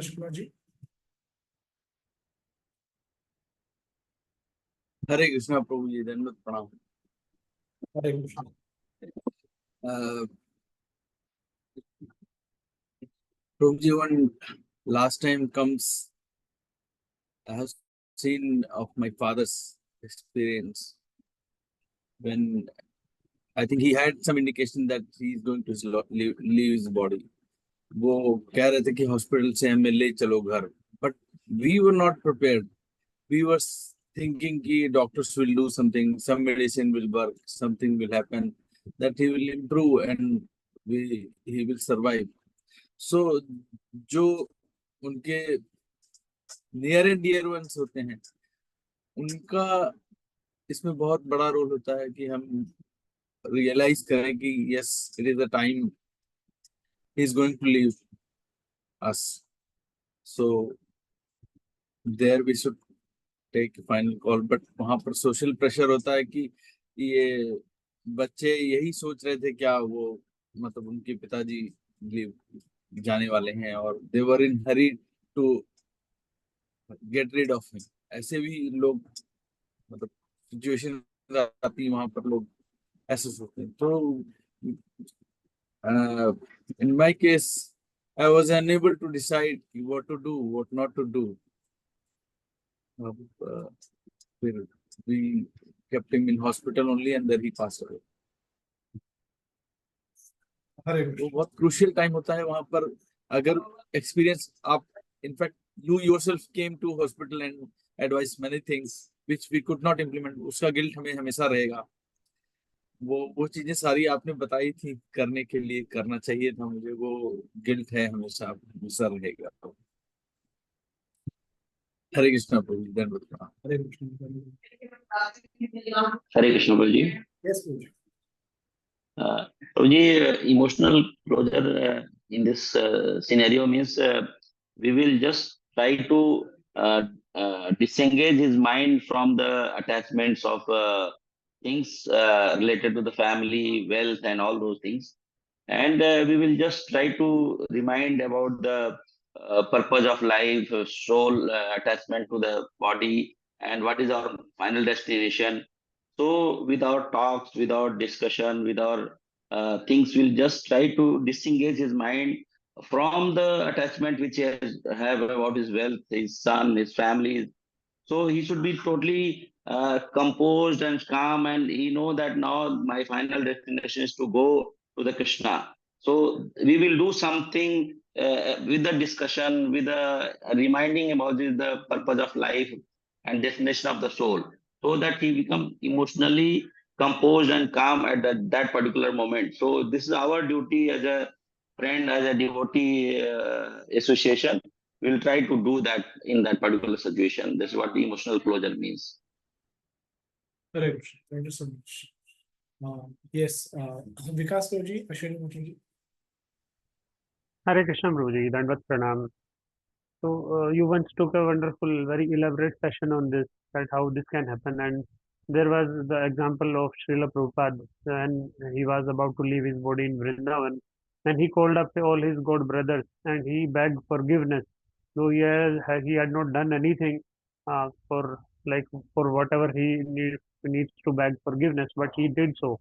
And he also in turn he said that if in case you think that you have done something bad to me, I forgive it for from my side. So in the case of emotional closure, begging that forgiveness from all our relatives, all our devotees, our friends, that is important.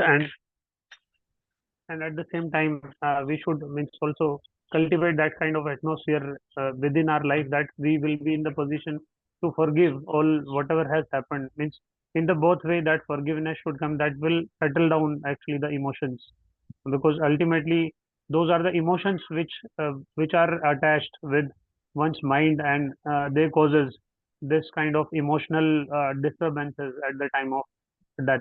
That is what I could perceive from that session, Prabhuji. And in this way means begging forgiveness and cultivating, and that is why, as you always emphasize upon, cultivating humility is the one key that is to be done throughout the lifetime, so that ultimately at that moment we can practice that begging for forgiveness and forgiving forgiving someone who is thinking that he was hurt or he hurt us. So hopefully that can be the disposition for emotional closure, Prabhuji. Hare Krishna, Dandavat Pranam, Prabhuji. Hare Krishna. Ashwini Mataji.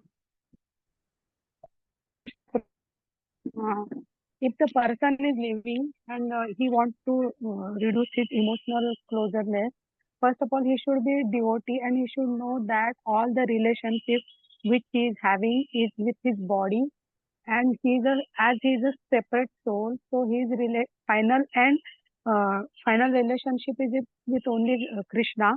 Uh, by practicing this, he can become less emotionally attached to the relations which he is having while living, and at the end of means at the time of the death, if he is practicing Krishna consciousness, and if though with the pains in the body or some other things, if he is unable to remember the Krishna will remember him at the time of his death, because it is mentioned in Gita also that Lord Krishna said he will remember the person at the time of death if he is not able to remember the Krishna. And in the other case, if the person is not in the Krishna consciousness, and if we will tell him that all the relations don't be involved in all the relations at the time of his death, it will be hard to understand that it will be hard means उसको difficult हो जाएगा उस time पे कि सबको भूल जाए या सब में से इन्वॉल्वमेंट कम कर दे या सब ये भौतिक जगत है, क्योंकि उस टाइम पे उतनी उसकी कॉन्शियसनेस नहीं रहेगी। तो उस वक्त उसको हम अगर कृष्णा का नाम सुनाए या फिर कुछ भगवत गीता या भागवत कथाएं सुनाए तो शायद उनका कल्याण हो जाएगा, ऐसा मुझे लगता है प्रभु जी।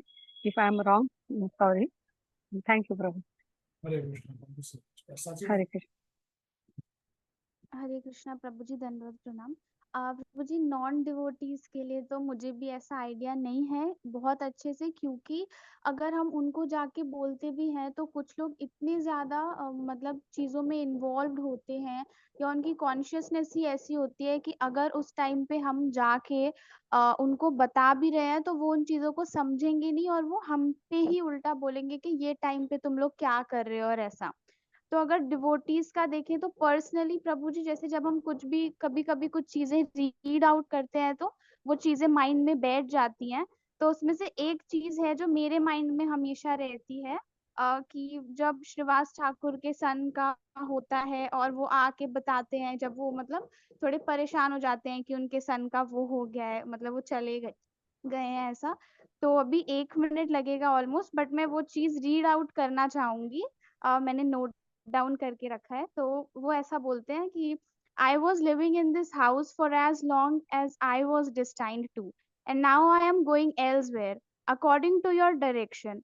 I am your eternal servant, a dependent living being, and thus I can only act according to your desire.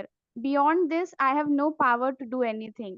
तो प्रभु जी, I think as a devotee कुछ चीजें जब हम रीड करते हैं तो माइंड में रहती हैं, तो आई थिंक अगर हम उन चीजों को रिवाइज करते रहें या खुद को रिमाइंड कराते रहें कि हाँ एक दिन ऐसा होना है, और जो डिवोटीज हैं उनके लाइफ में जब ऐसी चीजें आई तो उन्होंने कैसे डील किया और क्या किया, तो आई थिंक वो हमें बहुत हेल्प कर सकता है। तो this was my understanding Prabhu ji. Hare Krishna. Hare Krishna. Thank you so much. Mangaraj, please. Anybody else want to speak? Please utilize this opportunity. We can extend this session a little bit for 10 minutes. I don't have many slides after this, so please feel free to raise hand and we can speak. If you otherwise, we can proceed with the closure. Mangaraj, please. Hare Krishna Prabhuji, Dandavat Pranam. Prabhuji, if I discuss from the personal point of view, if individual has to go through this stage, then it totally depends upon the effort of the individual, the karma he did throughout the entire life. Based on this, the propensities are made, for according to it, he is able to engage his mind at the time of death.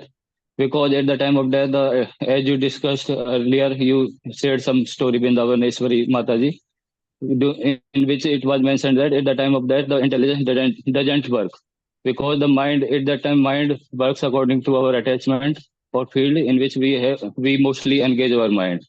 So it is not in our control totally at that time. So it depends upon our entire duty or entire services we have done during this lifetime and in the past lives.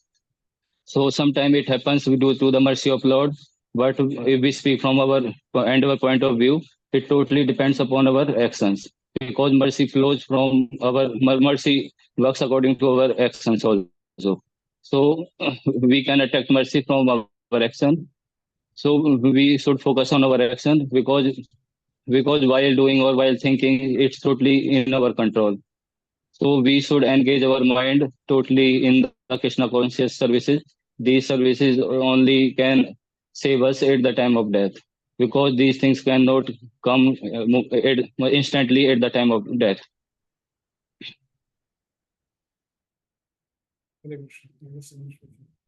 So beautiful, very nice answers. Thank you so much for everyone who contributed. But it's a food for thought for everyone. Nobody can say that doesn't relate to me. We'll discuss what I thought that we can do in the next subsequent slides. But this is something very practical, very hands-on learning. It's like, so it has to be done eventually by all of us for somebody. So let's be equipped with what to do, what not to do. And the Shilpaji mentioned that it's not always easy. Sachin also mentioned that not always easy for everyone to accept Krishna at the moment of death also. So we should do it with in a sensible way and in a sensitive way, both. Sensible and sensitive, both. We'll find out. We'll try to discuss how it can be done in a small way. But obviously, it's not. This is not the foolproof formula.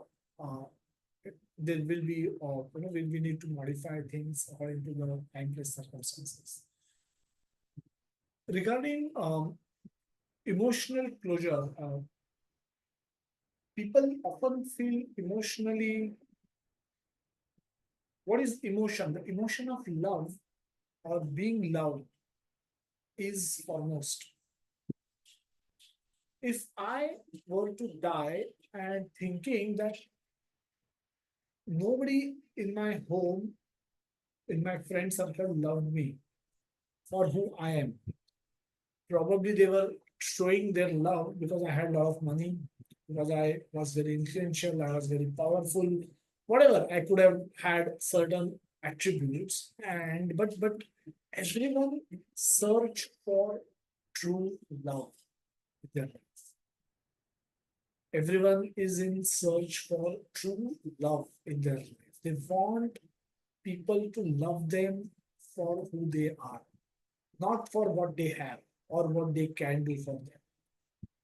Good, bad, ugly, we want somebody to love us. And if one were to leave one's body and thinking that nobody loved me, or I couldn't love anyone, that is extremely sad feeling to live body in that mood, that I live life like a vegetable. Nobody loves me and I couldn't love anybody. And that will, now this is irrespective of if person about to leave his body is a devotee or a non-devotee. Everyone wants to be loved and everyone wants to love others. Express our love for the person who is about to leave their body. Now, how do we know when who is going to leave their body? So we should not wait for that opportunity to come because that can happen anytime. If you're a Parikshit Maharaj, you are given a 7-day notice. If you are a Khataman Maharaj, you are told that in next moment you are going to give up your body. But if you don't have that facility, use every available moment for doing these things. Express your love for people. Now, somebody who is getting into or admitting into hospital, express your love for them. You all can hope that he gets well and come back, but do not postpone these things. Emotional closures, emotionally, we shouldn't leave things behind. Express our emotions at the first available opportunity, wherever it is. So express our love for them. We can express our love for them, and same way we can express how we experience love from them. That that how much positive influence we have had in our life we experience because their presence in our life. Now that is very powerful. It can be done with anyone. Second is as Vikas Prabhuji mentioned, I think beg for forgiveness and offer forgiveness. If you're an elder, if you happen to be elder, then you can offer forgiveness, and if you are younger, you beg for forgiveness. And the person, when I see somebody is begging for forgiveness with folded hand, um, it's very difficult to reject. If you express your emotions with sincerity and sensitivity, such persons who are sick, who are unwell, or who are on their deathbed, will be, I mean, they will be happy to forgive. They, even if they are egoistic, they may see this as trip of their ego and offer forgiveness. If you are elder than the person who is not well, so don't begging for forgiveness and offering forgiveness, again, activities should not be postponed, should be done with anyone and everyone at first available opportunity. To express how much we will miss that person. Now, this can be done actually at moment of death. How valuable, in general, what we can say, we can express our gratitude and say how valuable such person's life was, how valuable your life is, how much you have attained.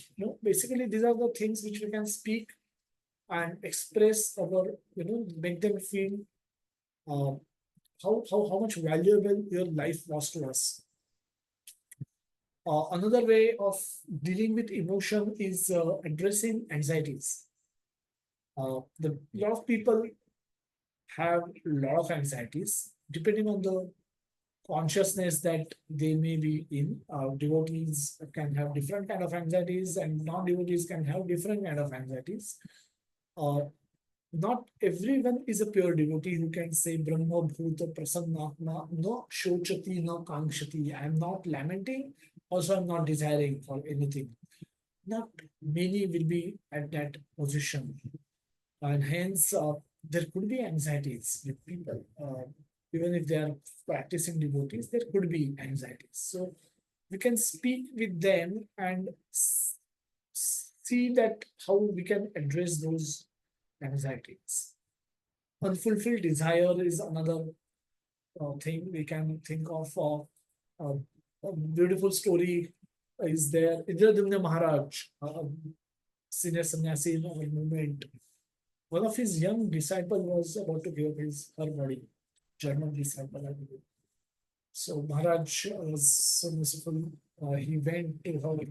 She was lying on the hospital bed, and Maharaj asked her, "What's your desire?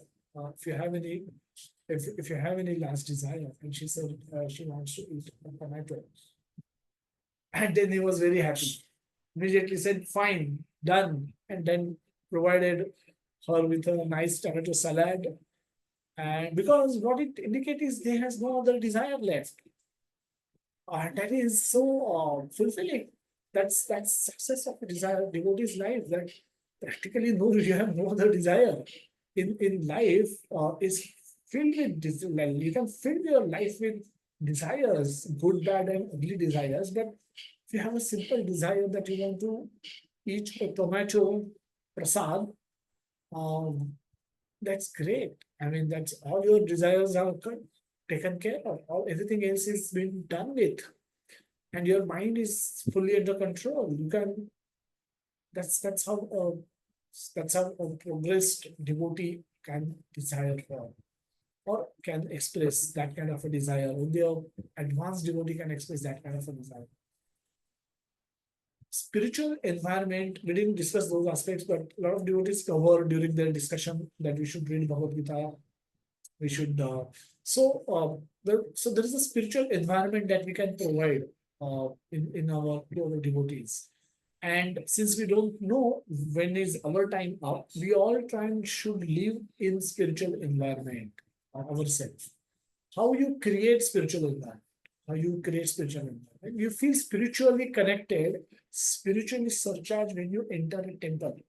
When you come to Juhu, Radha Rasbihariji temple, you feel spiritually in charge, spiritually connected. Why? Because there is Krishna there. And when you go, you see everyone around wearing tilak, dhoti kurta, Vaishnava attire, speaking Vaishnava language, saying Hare Krishna to each other. Even if you have not seen Radharas Bihariji, from the moment you enter the temple, you go to the shoe stall, you wash your hand, feet, come to the entrance, stand in the queue. Devotees are handing over Bhagavad Gita. You see Lord there. You see, fruit which is to be offered to the Lord, a thali, plate. Other devotees talking Hare Krishna. Everybody is saying each other. So you have not even seen Lord, but you have completely engrossed in the Krishna consciousness. So that environment affects you. So if we don't know when we are about to give up our body, we should create spiritual environment where we live, where we spend maximum our time.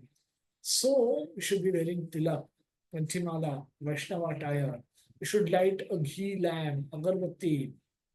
All of that can be done every day, twice a day, morning, evening, and then and especially at the time of death, if we happen to arrange for this. Irrespective of if a person who is about to leave is a devotee or a non-devotee, nobody will stop doing these things to you, because if you are wearing tilak, it's affecting the person who is seeing you.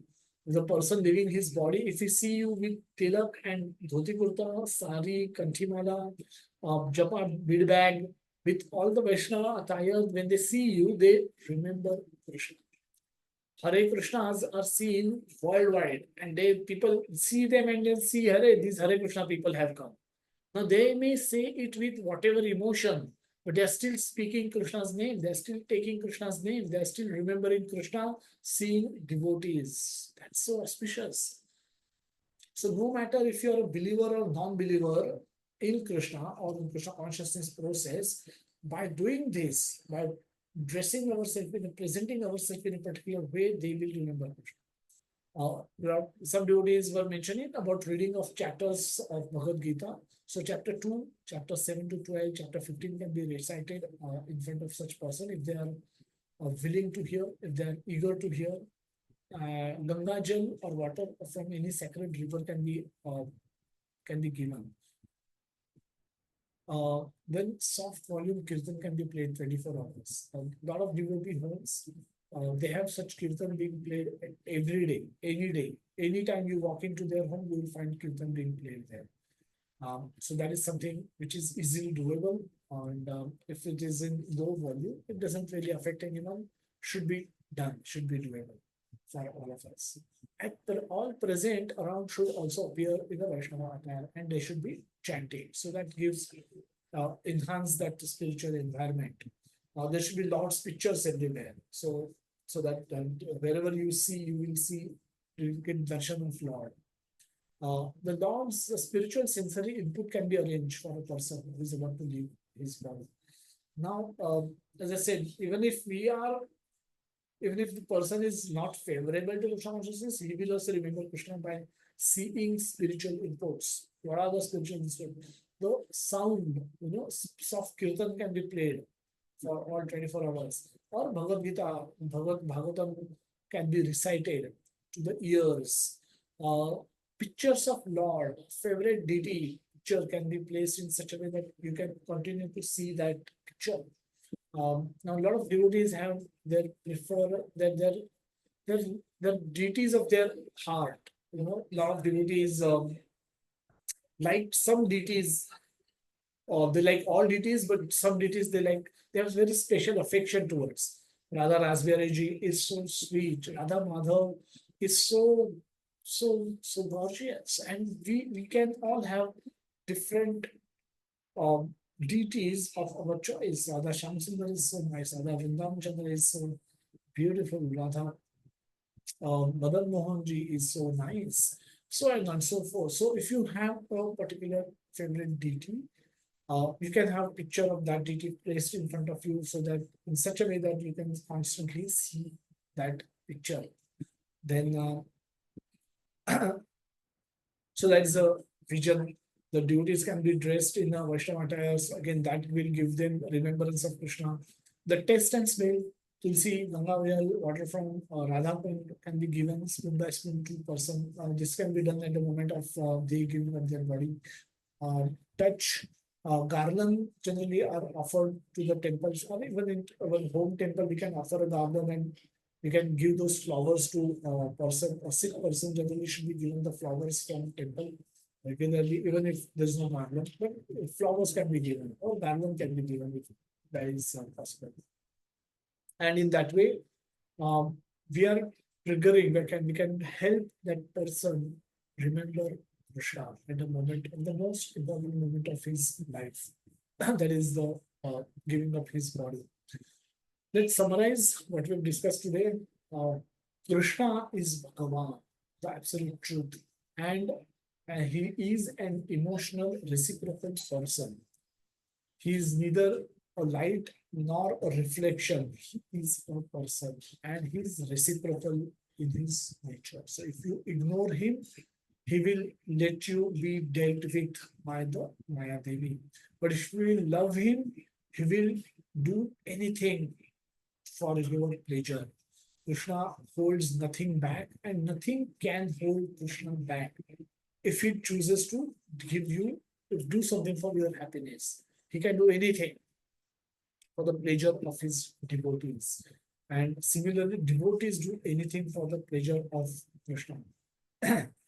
By remembering Krishna during our life, by hearing, chanting, glorifying, or reading about him, about his name, form, pastimes, we can purify our consciousness and develop attraction for him. Without following the process, no, without following this process, there is no shortcut. We have to do this to purify our consciousness. The Cheto Darpan Marjana has to happen. Shraddha, Sadhu Sangha, Bhajana Kriya has to happen before Anartha Nivrutti comes. And without Anartha Nivrutti, Nishtha will not be there. Without Nishtha, Bhava will not be there. Prema will not be there. So if we have to have any hope of becoming, then developing loving attraction for Krishna, we have to follow the process. There is no shortcut. But if we are willing to follow the process, Krishna is willing to give his mercy to anyone and everyone who is sincerely trying to love and serve him.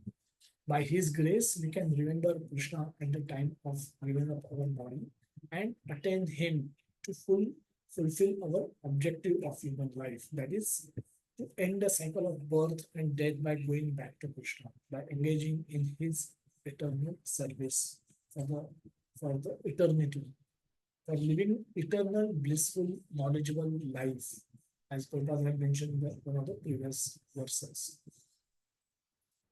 So we have at the end, we have speak about this facility for hearing and chanting.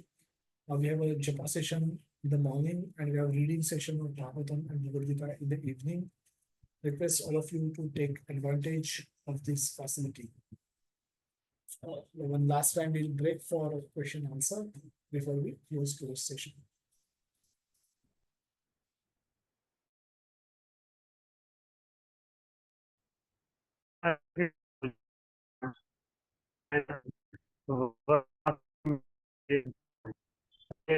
Kind of heartbreaking because as long devotee from Khargar was saying that why you are living just close to Khargar, you are going to and, that with you, I told that you are a devotee, Prabhuji, and you will be knowing that emotions are emotions. that there is no problem in visiting the school either. But devotees, the connected devotees we have got in our congregation is Prajit, your voice is breaking a little bit. I don't know if it is for me or for everyone, but I think your voice is breaking.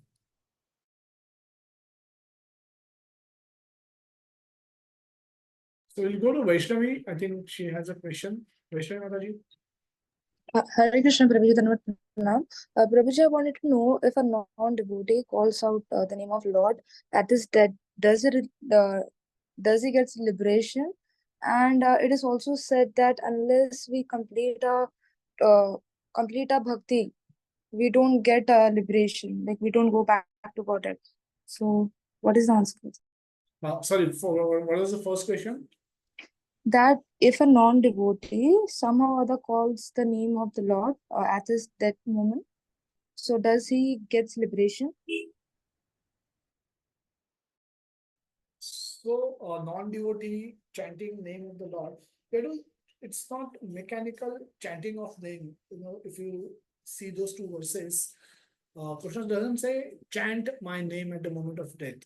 He says anusmara mam anusmara.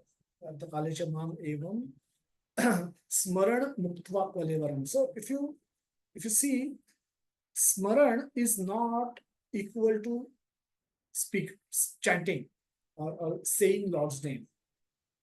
For saying we need to smaran, but we may smaran, but we may not speak.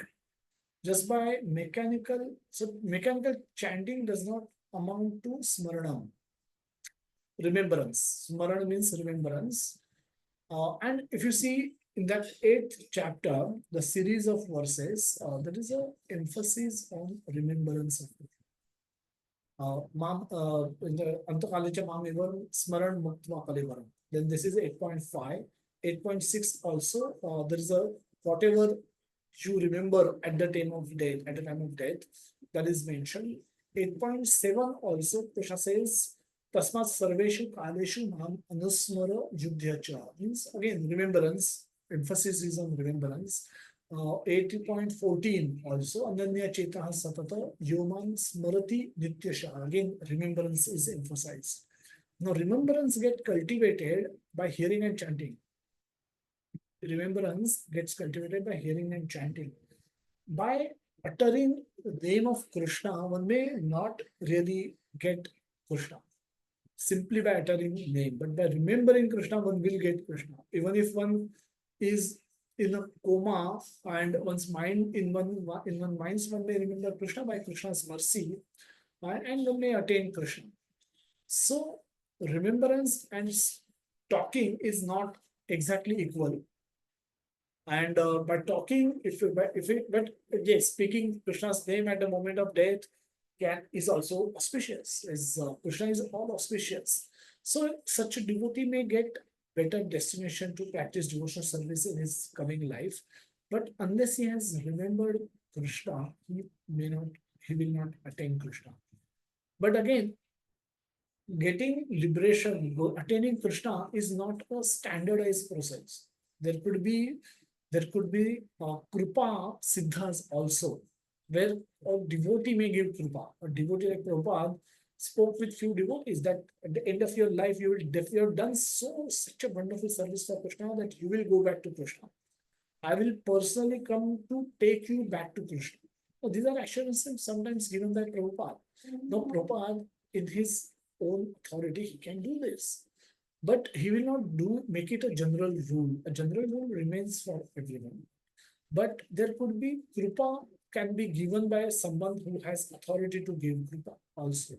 So sometimes we can have a case where liberation can be given to can be given to someone who is probably not followed through the same process. Like you have manufacturing of Parle-G biscuits. Every biscuit packet that come out in the market has gone through some same process. Now, liberation is not that conveyor belt kind of process where step by step things has to happen in this way. There could be Kripa Siddhas. There could be, because they've done something so wonderful for for the pleasure of Lord, that Lord may give his kripa to anyone. But in general, we should follow the process. We should hope to follow the process, and we should hope for getting mercy from Lord to be able to remember him at the moment of death. And we have to depend on devotees to do that. Because of their association, only we will be able to remember Lord. And when we devotees will be merciful if Lord is merciful to them. So there is Lord, and then there are devotees, and then there are us. So we have to depend on devotees to remember Lord. We have to depend on Lord to give us devotees in our life, send nice devotees in our life, so that we can remember Lord. So it's simple, but it's complex. If you think of it, if you think about it in a complex way, it is complex. If you think about it in a simple way, it is very simple. So you need nice devotees in your life who are nicely practicing Krishna consciousness. You can help them, they can help you, and through both of you, Krishna can help. That way we can progress towards Krishna. So Ashwini Kumar Shukla Prabhuji, Hare Krishna, if you have a question. Hare Krishna, Prabhuji, Dandavat Pranam. Prabhuji, someone who is dying, for that person, if someone is chanting Hare Krishna Mahamantra continuously, that makes some difference, or that works for him. And other thing, like the death can come at any time. So what are the practical tips for remembering and doing all this, whatever you have covered in this session, to close the life? Yeah, we say that death can come at any time, and we say that lights can go off at any time. Correct? Our lights can go off at any time. Internet can get switched off at any time. What are the protections that we have done? When we spoke for 2 hours plus, thinking that internet will never go. But we know, as a matter of fact, that our internet can get switched off any moment. So, Mam Anusmara Yudhyacha is such a powerful message. We have to remember Krishna, create a lifestyle in such a way that we have multiple touch points with Krishna. We touch base with Krishna on multiple occasions in our day. And as we increase these touch points, more these touch points are, more our chance of remembering Krishna is. Because when we will go to work today, we will still have dependency. As I said, that proportion is there. We can't work for Krishna. We are not financially able to give up our activities for family maintenance and work only for Krishna. But at this stage, we can't do that. But let's do what we are doing, but let's create a lifestyle in such a way that we will touch base with Krishna on multiple occasions in our day. And more those occasions are, more our probability of remembering Krishna increases. Getting constant remembrance of Krishna increases, more those touch points are. Now, what are those touch points? We can join Japa session in the morning, where Vikas Prabhuji or Ravi Prabhuji will be sharing a beautiful screen, some Radha Rasberji picture, Radha Shamsundarji's picture, some Prabhupada pictures. Seeing them, we remember Krishna. We do Japa, because at times we may do Japa, we may not remember Krishna. We may just chant rounds mechanically, we may not remember. And we take that experience on a day-to-day basis. At least I experience it on a day-to-day basis, that I'm chanting, but I'm not remembering Krishna. But seeing picture immediately, instantly give me that reminder, oh, this is picture of Krishna. This is Radha Rasberji. He's wearing a turban, so beautiful he looks in this particular dress. Radha Shamsundarji picture must have been taken during Mangalarti, because there's no Shringar to the deity, and so on and so forth. So that way, that is our touch point to remember Krishna. Prepare bhoga for the purpose of offering it to Krishna. So during the whole process of shopping, storing, and cooking and offering, everything is spiritual activity. When you honor prasad, you are offering it with prayers to Krishna. You remember Krishna. Evening, come back home, do some nice kirtan. Many devotees have that practice of doing little kirtan at home, and then by doing that, they remember Krishna. Read something nice, hear some lecture by similar devotees, and remember Krishna. So that way, as we continue to work, we'll continue to spend good 8, 9, 10 hours outside home, where we will have very less opportunity of remembering Krishna. However, in the background, if we have remembered Krishna sufficiently, in the foreground, even if we are doing our office work, in the background, we will continue to remember Krishna. Just like how we spoke for 2 hours, in the background, I always knew that my internet will go off any moment. And I was prepared for that. So similarly, we can, in the background, if we have sufficient touch points, and when we are trying to cultivate Krishna consciousness, we have to save ourselves from Maya consciousness. So we should not be watching Bollywood movies. We should, if we are watching already, should reduce it. We should reduce sports. We should reduce all other activities which causes us a distraction from Krishna consciousness. If we have to know those things, we should keep them at the bare minimum level. But apart from that, we shouldn't really be entangled, engaged with a lot of those activities. They will be definitely, it's like pouring water while you are trying to burn that wood. It will just create a lot of smoke and will cause a lot of pain. Also, we should be speaking with devotees often.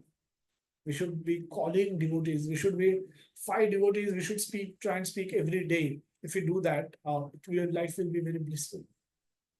Devotees will encourage you.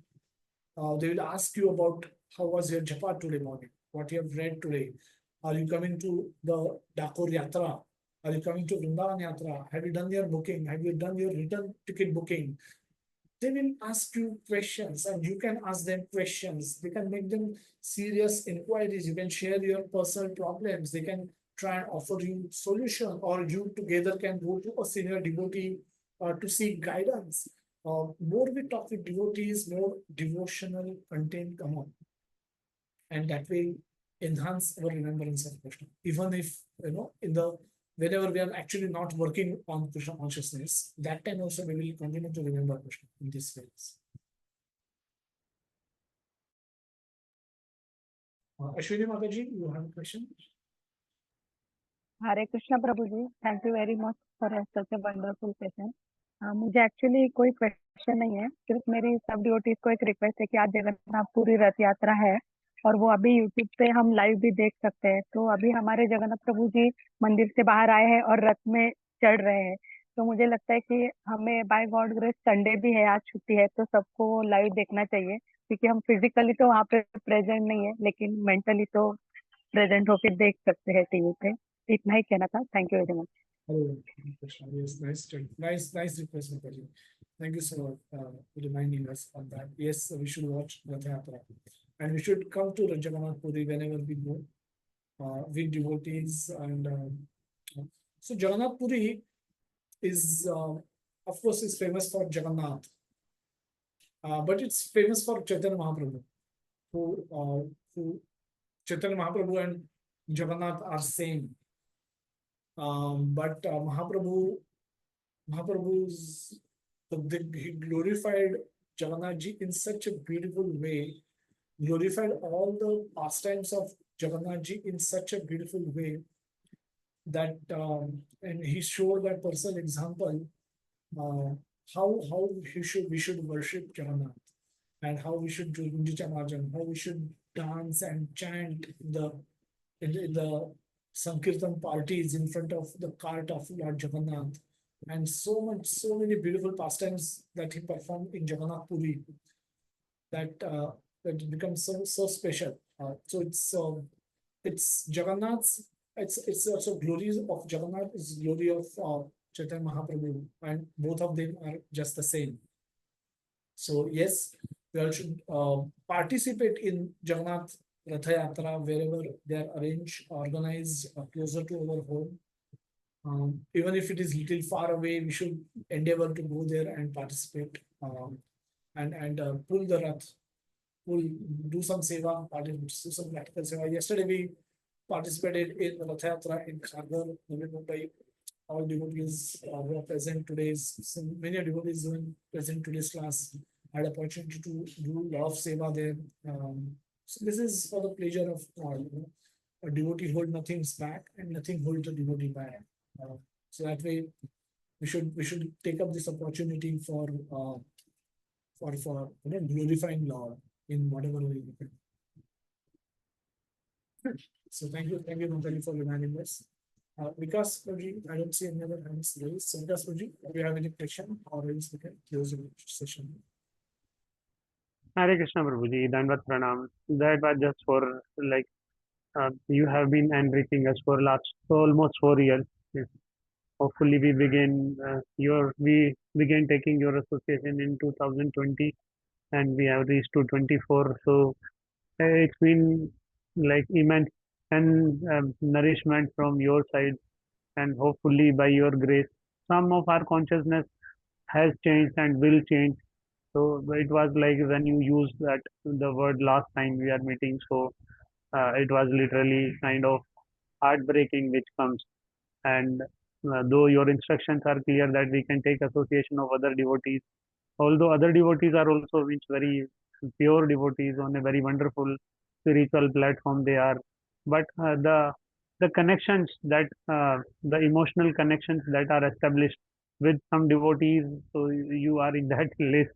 So it will be like we can learn from them very many spiritual content, but the connection with like you with Grace Priya Prabhuji, they are very intense kind, and hopefully they will be developed with other devotees as well. But right now they are not that intense with those devotees. Maybe by their mercy, those will become intense. But ultimately, leaving this association is like it is a great burden on the heart to see you for this Sunday session for last time and next time, and we'll be meeting for like this, which we will be meeting you hopefully by your mercy, by mercy of Lord on every Saturday Sangha. But it is what to say, means it was very enriching to hear you more and more on every Sunday. And So yeah, thank you so much for expressing such intense thoughts, Prabhuji. And it's been my privilege actually to be given this service, despite of not being qualified, and despite of there are so many advanced devotees in our group also who could have done this. So there was opportunity that was presented, and uh, I just accepted it, and so it's a privilege. It's more of a privilege for me to be able to know so many beautiful devotees, so many wonderful devotees throughout this journey, and it's a learning for me as well. It's more learning for me, and from hearing from all of you, getting to know all of you over years, and yeah, I mean these relationships should be taken forward and will be taken forward, and we will probably get some new services and we'll continue to remain engaging on the other services. But our inspiration, enthusiasm to be devotee, to become devotee, and to practice devotional service, to render some service, that should not get dampened. That should not be linked to a person. It should be for Krishna and all his pure devotees. And if that happens, then our progress is guaranteed. Our progress is then we are rightly placed. So encourage all of you to accept my mistakes and forgive my mistakes for whatever I might have done, whatever spoken incorrectly many times, and in that way it probably would have hopefully not caused any pain to anyone. But if that happens, then again begging forgiveness for all of that, and hoping that I get mercy from all the devotees, Vaishnavas, senior devotees, and Lord, for progressing, for continuing to retain my own enthusiasm to serve as as much as I can in whatever capacity that is available or whatever opportunities that is available. So with all your blessings, we'll continue to strive, move forward on the path of devotional service in the such beautiful association that we have, and that way we will progress further, all of us together. Hare Krishna. So we'll end today's session. So hopefully we'll keep seeing you more often and in some other sessions. But till then, wish you all a very successful devotion service. Very happy Krishna conscious life. Hare Krishna. Thank you very much, Prabhuji. Hare Krishna. Thank you. Hare Krishna, Prabhuji, Dada Prabhu. Hare Krishna, Prabhuji, Dandavat Pranam. Thank you Hare so Krishna. much. Dandavat pranam. Hare Krishna, Hare Krishna Prabhuji, Dandavat Pranam. Thank you so much, Prabhuji. Hare Krishna Prabhuji, Dandavat Pranam. Thank you so much. Hare Krishna Prabhuji, Dandavat Pranam. Hare Krishna Prabhuji, Dandavat Pranam. Thank you, Prabhuji. Hare Krishna Prabhuji, Dandavat Pranam. Thank you, Prabhuji.